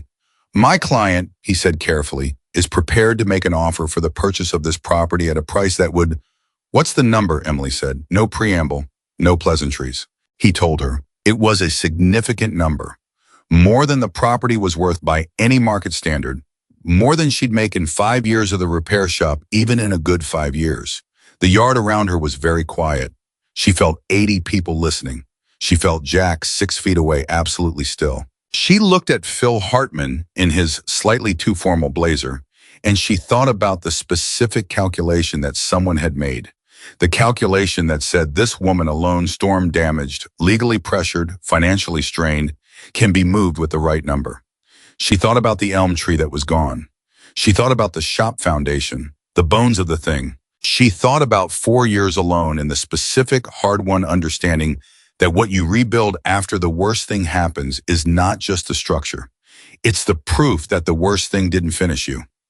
No, Emily said. Phil Hartman waited, as if she hadn't finished. No, she said again. That's the complete answer. He tried once more, a professional, measured attempt to suggest that the offer had flexibility, that the timeline was negotiable, that there might be a structure that addressed her interests, and Emily let him finish because she believed in letting people finish. And then she said, You've delivered your client's message. I've given you my answer. Please let Jack show you back to your car. Jack moved forward, not aggressively, just present, just the unmistakable gravity of a large, calm, experienced man with a very clear purpose. Phil Hartman left. The yard was silent for exactly 3 seconds. Then Curtis, from somewhere near the east fence, said in a carrying voice, She said no. And something happened in that yard that Emily did not expect, and that she would struggle afterward to describe accurately. It was not cheering, not exactly. It was more like the sound of something that had been held tightly, releasing all at once, 80 people exhaling. In the same moment, a sound that was part relief and part pride, and part something that had no clean name, but that every single person present understood in their body before their brain could translate it. Big Tommy, who didn't do small spaces and who had prayed in the shelter and who had set a fence panel upright in a destroyed yard because it was the thing his hands knew to do, sat down on a lumber stack and covered his face with both hands and made no sound at all. The rider beside him put a hand on his shoulder. Same as the shelter, same gesture, same meaning. Emily stood in the middle of it and felt the specific weight of a decision that can't be undone and found that the weight was exactly right. Not too heavy, not light enough to doubt. The weight of something solid. Jack came back from walking Phil Hartman to his car. He stopped beside Emily. Patricia Okafor needs to know about that offer, he said. I know, Emily said. I'm calling her now. Emily. He said her name the way he'd said it, in the shelter quietly meant only for her. What you just did is going to change things. I know, she said. It might get harder before it gets easier. Jack, she said. 3 days ago, I was watching a tornado take my shop. Everything since then has been harder than it was supposed to be. She paused. I'm still here. He looked at her. You're still here, he repeated. Go tell Rick I want the shop frame finished before dark, she said. He almost smiled. That real smile, the one that didn't come out often. He went to find Rick. Patricia Okafor called back at 8 in the evening with a voice that had changed pitch, still controlled, but running underneath it, the current of someone who has found exactly what they were looking for. The land records go back further than you knew, she said. Voss has been in contact with the county planning office for 14 months, not 6. And there are 2 county officials whose personal investment portfolios have holdings in entities connected to Voss commercial properties. That's not a coincidence. That's a conflict of interest so documented it practically comes with its own dossier. Emily sat down. That's, she said, and stopped. Corruption, Patricia said, matter of fact. Documented corruption involving county officials and a private developer targeting your property. This is no longer a nuisance complaint. This is, she paused for a moment that felt almost like pleasure. This is significantly larger. What do we do? Emily said.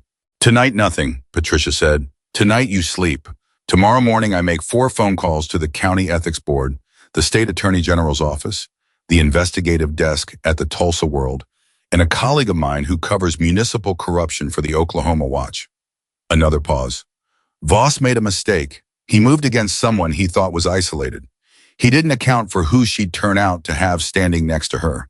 Emily looked through her kitchen window at the yard, at the lights strung between trucks, the riders in the evening quiet, Jack talking to Rick at the shop frame, Big Tommy and Curtis and Bear and Dennis and Sandra with her camera, and the young rider who still wanted to call his mother.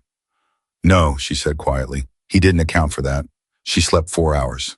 In the morning, she was back at the table with her notepad and her coffee before the yard started moving, and she was writing not inventory this time, not lists of things that needed doing. She was writing a statement, clear, plain, factual, the way she told all truths starting at the beginning and following it wherever it led. Because the story had to be told right.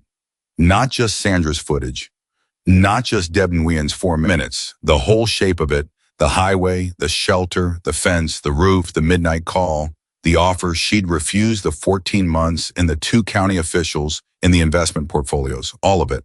Because someone had bet on silence. Someone had calculated that a woman alone in a damaged house with no allies and no resources would fold when the pressure was sufficient. Someone had built a careful, patient, expensive plan around that bet.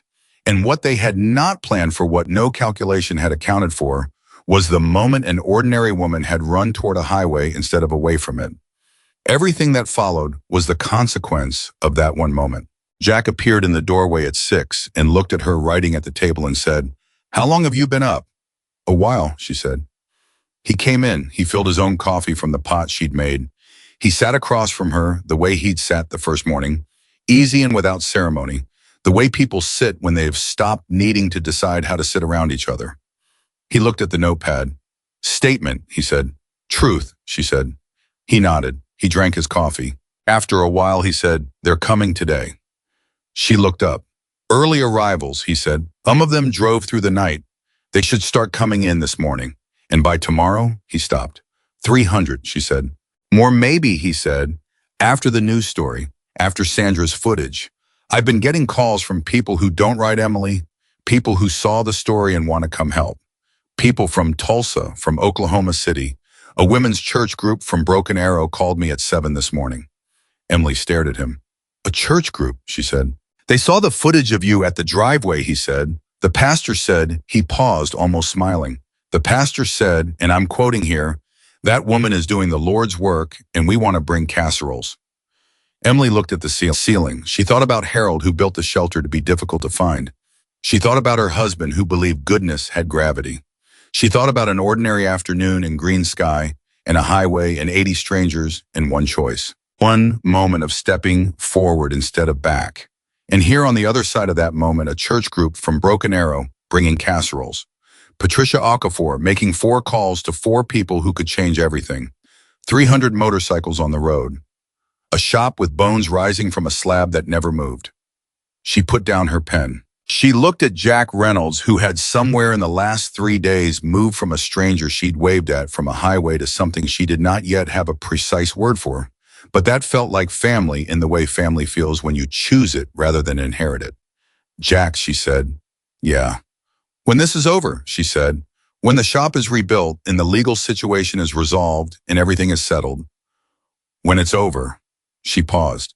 You'll still leave. He was quiet. Yes, he said. I know, she said. I just wanted to say it out loud so it didn't become the kind of thing that doesn't get said. He looked at her for a long moment. We don't leave the way you think we leave, he said finally. The chapter the people in this yard, they don't go and then forget. That's not how this works. I know, she said. You don't yet, he said, but you will. She picked up her pen, went back to her statement. The morning began to arrive through the windows, the specific quality of light that means a clear Oklahoma day is coming.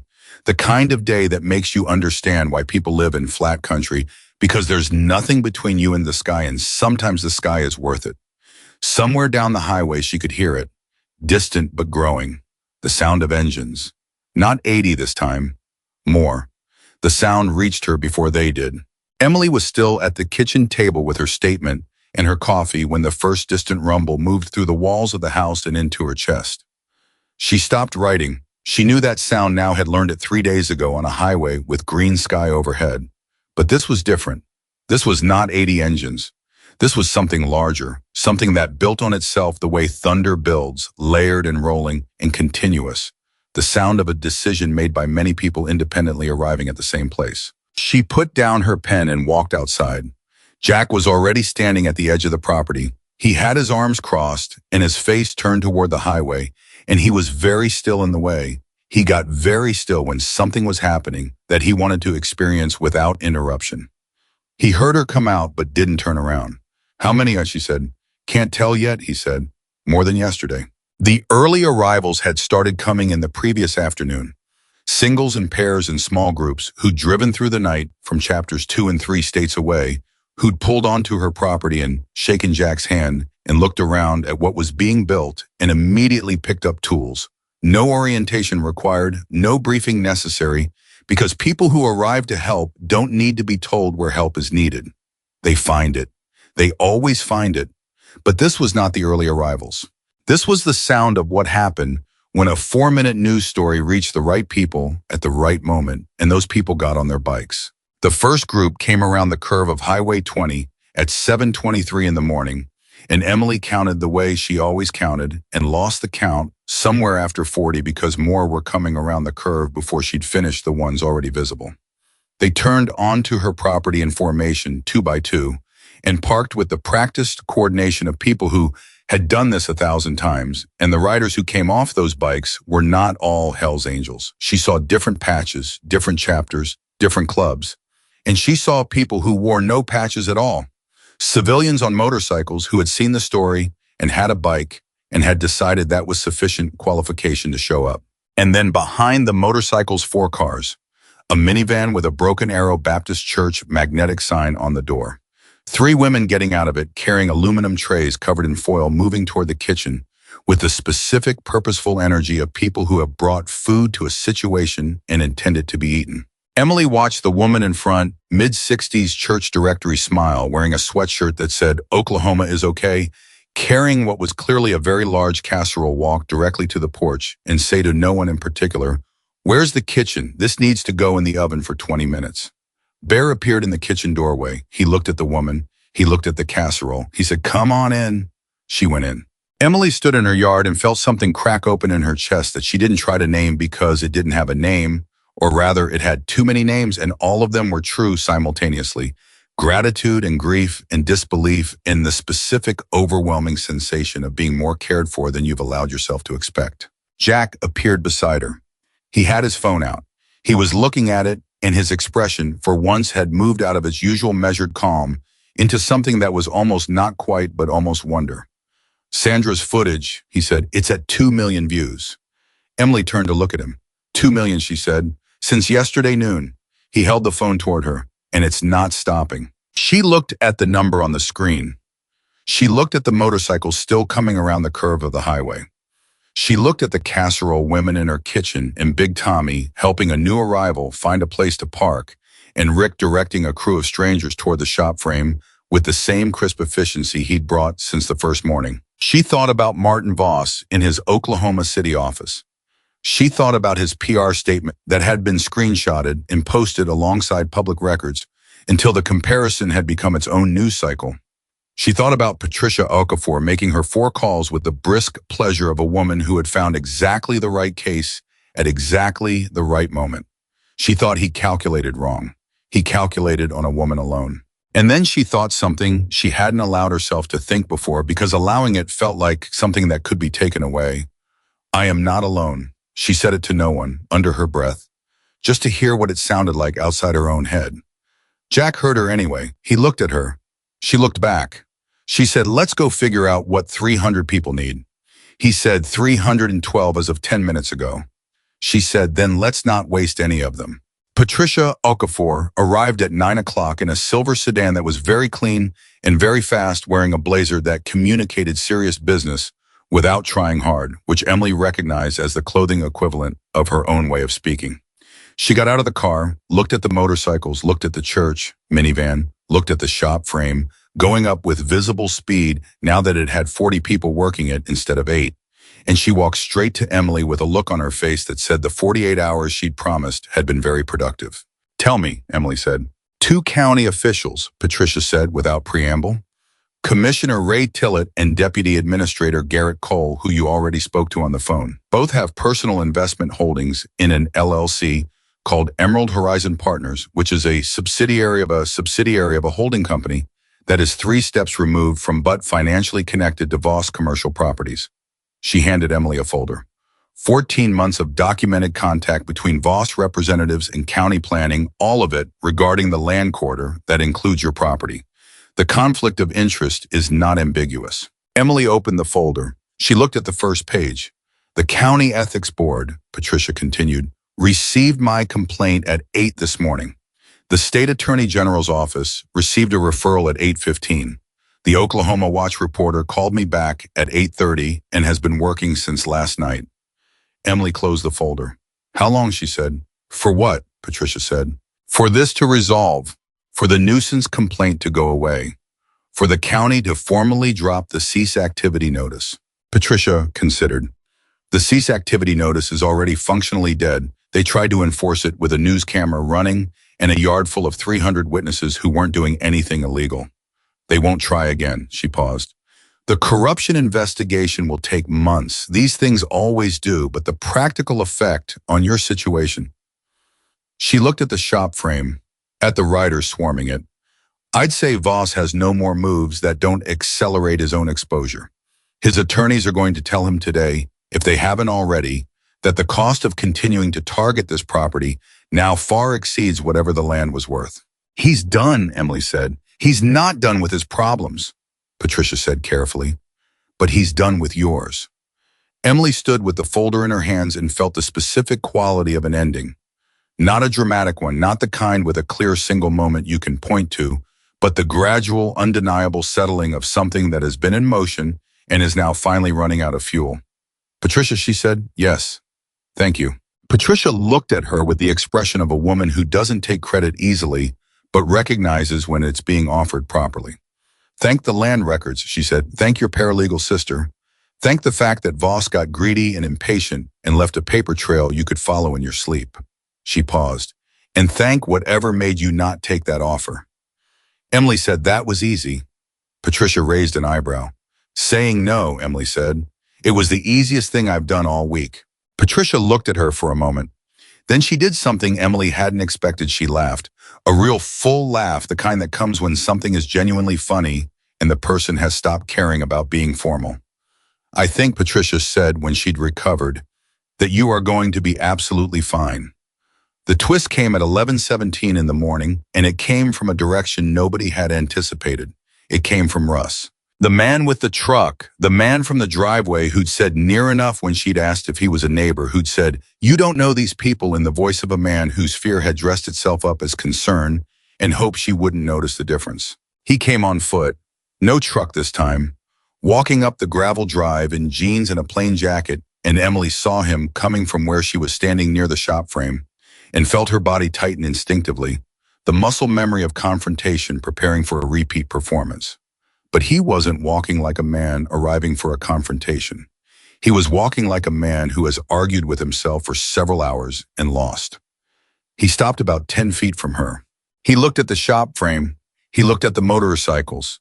He looked at the people, the riders and the church women and the civilians with no patches who'd come because they'd seen a story that meant something to them. And he looked at Emily. He said, "I owe you an apology." Emily waited. "What I said," he said, stopping, starting again. He had the halting quality of someone who has rehearsed and found that the rehearsal didn't survive contact with the actual moment. "At your driveway the other day, he stopped again. "I've been listening to certain people in this town for a long time, and I came here with what they told me instead of what my eyes could see." He looked at the shop frame again. "I was wrong about what I said. I'm sorry." The yard around them had not stopped. People were still working, still moving, still building. Nobody had paused to listen this time, or if they had, they were doing it invisibly without the subtle shift in noise level that had happened at the driveway before. This was private. This was between two people in the 10 feet of ground between them. Emily looked at Russ for a long moment. She thought about what it costs a man like that, a man whose confidence is built partly on the surety of his own positions, to walk onto someone's property and say, "I was wrong." She had done hard things this week. She knew the weight of a hard thing. "I hear you," she said. He looked at her, waiting maybe for more, for a reciprocal offering for an easier version of the moment. She said, "Can you use a hammer?" He blinked. "I'm sorry." "The east interior wall of the shop frame," she said. "Rick's crew is short 2 people on that section. Can you use a hammer?" Russ looked at the shop frame, at the riders working it, at the very clear implication of what she was asking him to do. Not just to help, but to help alongside the people he had come to her property 3 days ago to tell her she didn't know. "Yes," he said, "I can use a hammer." "Then go find Rick," she said. "Tell him I sent you." He went. She watched him introduce himself to Rick, watched Rick hand him a hammer without ceremony, watched him take his place alongside a rider he'd never met and start working. And she thought, this is also what it looks like, not just the rebuilding of wood and concrete. This too. Curtis appeared beside her. He'd seen the whole thing from 20 feet away.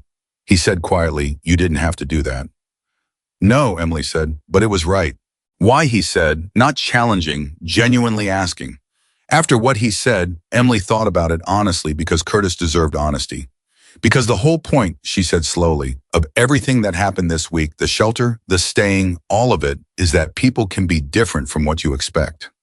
If I only believe that works in my direction, it's not actually something I believe. It's just something convenient." Curtis was quiet for a moment. Then he said, "Your husband, the things you've said about him, he taught you that." "He believed it," she said. "I'm still learning it." Curtis nodded slowly. He looked at Russ working alongside the riders on the shop frame. "He'd be proud of you," Curtis said. Emily looked at the frame, at the bones of the thing rising from the slab that had never moved. "I think so too," she said, and found to her own surprise that she meant it without grief. Just cleanly, solidly, the way a good foundation feels underfoot. The Oklahoma Watch story broke at 2 in the afternoon. Not 4 minutes of news footage. An actual investigative piece, 14 months of documented contact, the LLC structure, Ray Tillett and Garrett Cole in their investment portfolios. A statement from the state attorney general's office confirming they were reviewing the referral, and a statement from Voss Commercial Properties attorneys that was 17 words long and said nothing at all, which in the language of PR statements means everything. Deb Nguyen from Channel 8 called Emily at 2:15. Are you seeing this? Deb said. Yes, Emily said. How are you holding up? I'm watching 300 people build my shop, Emily said. I'm holding up fine. A pause on the line and Emily could hear the smile in it. I want to do a follow-up piece, Deb said.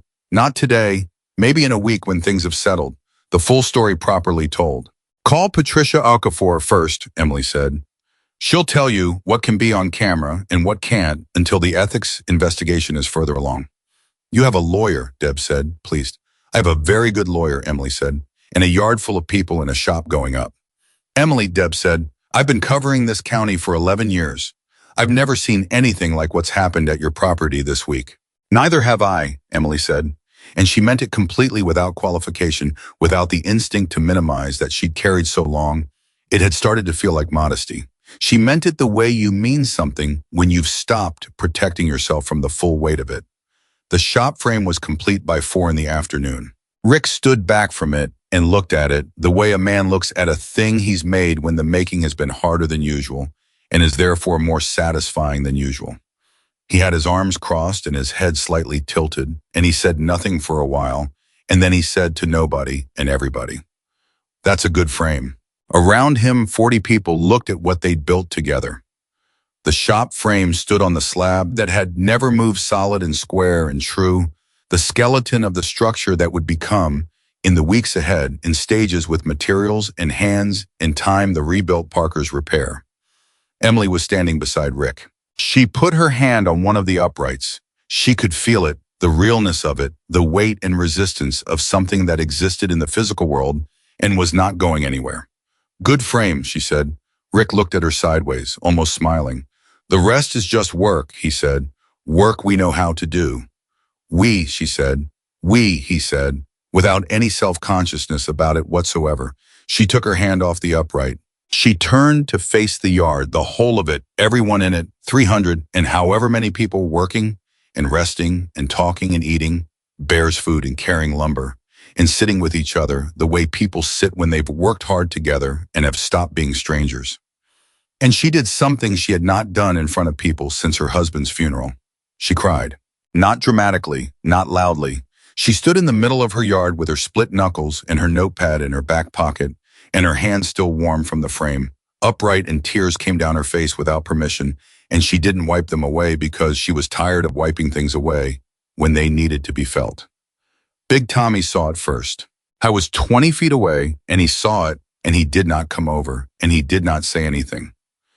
He just stood up from where he was sitting and walked to the shop frame and found something to do with his hands, because he understood with the specific intelligence of people who have learned things the hard way that the right response to someone being finally properly fully human is not to crowd it. It is to give it room. One by one, without a word being said, the people near Emily found somewhere else to direct their attention, not conspicuously. Just space appearing around her, the yard rearranging itself by some collective instinct, the way water finds level. Except Jack. Jack walked over and stood beside her. Not touching, not crowding, just present the same way he'd stood at the edge of her broken property on the first morning, the same way he'd sat 2 steps below her on the porch, the same way he'd listened without filling every silence. He said nothing. She cried for about 90 seconds. Then she took a breath. Then she wiped her face with the back of her hand. Sorry, she said. Don't, he said. She looked at him. Don't apologize for that, he said. Not to me, not to anyone here. She looked at the yard, at the people who had found somewhere else to be for 90 seconds and were now gradually, naturally coming back to what they'd been doing the way the yard had gone louder when she'd returned from the driveway. Confrontation, the same organism, the same instinct. Jack, she said. Yeah. You said, I didn't know yet how you leave, she said. When you said we don't leave the way I think you leave. He waited. Tell me now, she said, because I think I need to hear it before you go. He was quiet for a moment, not gathering himself. He didn't need to gather himself. He was the kind of person who already knows what he means. He just chooses when to say it. The chapter voted last night, he said, about what comes next for this property. The shop rebuild, the interior work, the things that come after the frame. She looked at him. We're going to finish it, he said. Not this weekend. This weekend we do what we can, but over the coming weeks, a crew comes back. Materials get arranged. Rick has already talked to 3 contractors he trusts. It gets finished. She started to say something. I'm not done, he said. She closed her mouth. There's also a fund, he said. People who saw Sandra's footage and couldn't leave couldn't make the drive, they sent money. Not a little money, enough money that Patricia Okafor, when I told her the number this morning, was quiet for a very long time, and then said, quote, that changes her options significantly. Emily stared at him. How much, she said, he told her. She sat down on the ground. Not dramatically, her legs just made the decision before her mind caught up, and she sat down right where she was in the dirt of her own yard with the shop frame above her and 300 people around her. Jack looked down at her, the real smile, the full one. It's enough to rebuild the shop completely, he said, with equipment and enough left over that you're not underwater for the next 2 years while you rebuild the business. She put her face in her hands. He sat down beside her, in the dirt, without any hesitation. I need you to understand something, he said, about where this came from. She looked up. The people who sent that money, he said, didn't do it because of us. They didn't do it because the Hells Angels asked them to. They did it because of a 2-minute video of a woman standing at the edge of her driveway telling the truth. He paused. You did that, nobody else. She looked at the shop frame. She thought about standing at the edge of a highway with her arms raised and not knowing who was on those bikes and not caring, because what she'd known was that the sky was green and the roar was coming and people were in danger, and the rest of it, the patches, the reputation, the things people whispered, had not been a factor in any calculation she'd made. She hadn't made a calculation at all. She'd just run toward the highway. Everything else was the consequence of that. Jack, she said, yeah, I need you to do something for me. Name it. She looked around the yard, at every face, at Big Tommy and Curtis and Bear and Rick and Dennis and the young rider who'd wanted to call his mother, and Sandra with her camera, and the church women who were now apparently on their 3rd casserole run and had shown no signs of stopping. At Russ on the shop frame with a hammer in his hand and sweat on his face and his shoulder touching the shoulder of a rider he'd come to judge and had stayed to work alongside.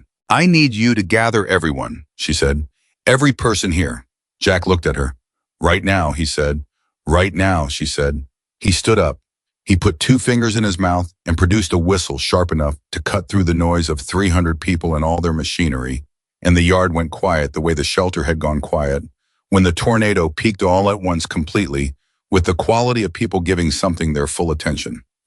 Emily stood up from the ground. She looked at 300 and however many faces looking back at her. She did not prepare what she said. She'd been preparing things all week. The statement, the county response, the call with Patricia, the conversation with Deb and Wen, and she was tired of preparing. What came out clean, the way things come out when you stop trying to arrange them. She said, 3 days ago, I ran toward a highway because I saw people in danger. That's all it was. I didn't know any of you. I didn't know what you rode or what you wore or what the world had decided to think about you. I just saw, and people in danger need help, and I had a shelter. The yard was absolutely silent. What you've done here, she said, is not something I can put a word to. Not a big enough word. You stayed when you could have left. You built when it was easier to stand back.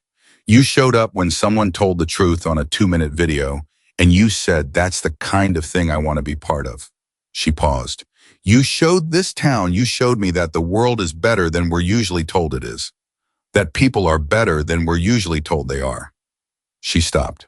She was not going to cry again. Or she was, but not yet. She had one more thing to say. My husband believed that goodness has gravity, she said. That if you put one good thing in a room, it pulls other good things toward it. She looked at the shop frame. I think he was right. I think this whole week has been proof that he was right. She looked back at the crowd. Thank you, all of you, for being the gravity. Nobody said anything for 3 full seconds. And then Big Tommy, who didn't do small spaces and who had prayed in the shelter and who had set a fence panel upright because it was the thing his hands knew to do, Big Tommy started clapping. Not performatively, the way you applaud when you mean every strike of your hands against each other, when the sound is not ceremony but substance. It spread. 300 people clapping in a yard in Oklahoma in the afternoon sun for a 27-year-old woman standing in the dirt next to a shop frame that was going to be in the weeks ahead, a real shop, a working shop, the continuing proof that the worst thing hadn't finished her.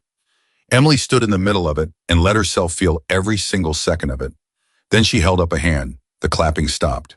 Now, she said, Bear tells me there are 9 casseroles that need to be eaten, and Rick says the interior wall framing won't do itself. She looked around. So let's get back to it. And 300 people went back to work. The last conversation happened that evening. The crowd had thinned. Some people with long drives had started heading out after dinner, extracting themselves in small groups handshakes and the particular embraces of people who have worked alongside each other in something real and are not certain when they'll see each other again. The yard was still full, but no longer overwhelming, and the noise had settled into the quieter register of an ending rather than a middle. Emily was on her porch steps. She had her coffee and her notepad, and she was not writing anything, just holding them, the way you hold familiar things when you're in an unfamiliar feeling and need something your hands recognize. Jack sat 2 steps below her, same as the first night, same orientation, same ease, the posture of a man who has stopped calculating where he is in a room and just exists in it. They sat without talking for a while. It was a comfortable silence, the kind you earn after enough uncomfortable ones. He said eventually, "What's the first thing you fix in the shop when it's done?" She thought about it. "Dale Hutchins's truck," she said. "He had a transmission issue. I was halfway through it when the tornado hit." "How old is Dale Hutchins?" 71, she said. "Retired school teacher. Drives 40 minutes each way to come to me." Jack was quiet. "That's why you do it," he said. "Not a question." "That's one reason," she said. "The other reason is that a fixed engine is a fixed engine. You do the work, the thing runs. The equation balances." She paused. "After my husband died, that felt like the only equation in the world that was still reliable." Jack turned his coffee cup in his hands. "What changed?" he said. She looked at the shop frame in the failing light. "This week," she said, "some things are more reliable than a fixed engine." He turned to look at her over his shoulder. She said, "People, the right people, when you let them in." He held her gaze. "You let us in," he said. "You came in the right direction," she said. He turned back to the yard. "We'll be back," he said. "Rick has dates blocked. 3 weekends between now and October, the interior work, the electrical, the finish. You won't have to ask." "I know," she said. And she did know. That was the thing she'd had to learn to believe, and she believed it now with the solidity of something tested and proven. "Patricia says the ethics investigation will probably have its first findings by November," she said. "She thinks Tillett resigns before it gets that far." "Probably," Jack said. "And Voss.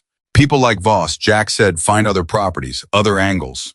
But not this one, not you." He paused. "You cost him more than the land was worth, Emily. He'll remember that." She sat with that for a moment. "Good," she said. He almost laughed. They were quiet again. After a while, he said, "Your husband, what was his name?" She'd told him to ask later. He'd waited until later. "Thomas," she said. "Thomas Parker." "Tom. Tom Parker," Jack said. "He would have loved this week," she said. "All of it. The chaos and the casseroles and Rick and Bear and Joy." She stopped, smiled. "He would have gotten Patricia Okafor's number and called her every 3 days with questions that were really just excuses to talk to someone interesting." Jack laughed, a real laugh. "He sounds like someone I would have liked," he said. Emily said, "He was someone everyone liked, even people who thought they wouldn't." Jack was quiet. "Then he'd be proud of you." "Curtis said that too," she said. "Curtis is right," Jack said. She looked at the shop frame, at the slab underneath it that had not moved, at the bones of the thing rising from what the storm had taken solid and square and true. She thought about a green sky and a highway, about 80 strangers and one decision, and what happens when you step toward the thing instead of away from it, about a cement shelter built by a man who wanted to be difficult to find, and how what Harold couldn't have known was that the shelter wasn't just for hiding, it was also for keeping things alive until the storm passed. That was what shelters were for. That was what people were for. The yard grew quieter as the evening settled. People found their tents and their trucks and their long drives home. The sound of engines starting came in waves, small departures, respectful of the hour riders, heading out in groups of 2 and 3. Jack stood up eventually. He looked down at her. Get some sleep, he said. I will, she said. Really sleep, he said. Not kitchen table with a notepad sleep. I make no promises, she said. He almost said something else. She could see him almost saying it the way a sentence shapes itself in someone before they decide whether to let it out. He decided to let it go, and she respected that too. He said, we don't forget Emily, I told you that. I know, she said. I mean it more than you know right now, he said. You'll understand it more over time. She looked up at him. I believe you, she said. He nodded. He went down the porch steps and across the yard, stopping to say something to Big Tommy, stopping to grip Rick's shoulder, stopping briefly with Bear, moving through the people he'd brought, and who'd brought themselves, the quiet acknowledgement of a man who understands that he is part of something, and that the part he plays is not always the visible one. Emily watched him go.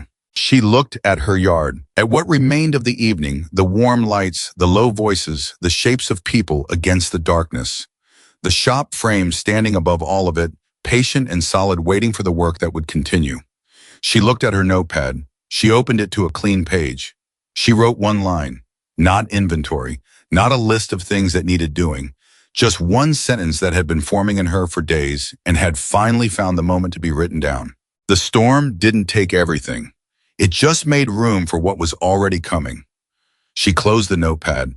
She held her coffee with both hands and felt the warmth of it.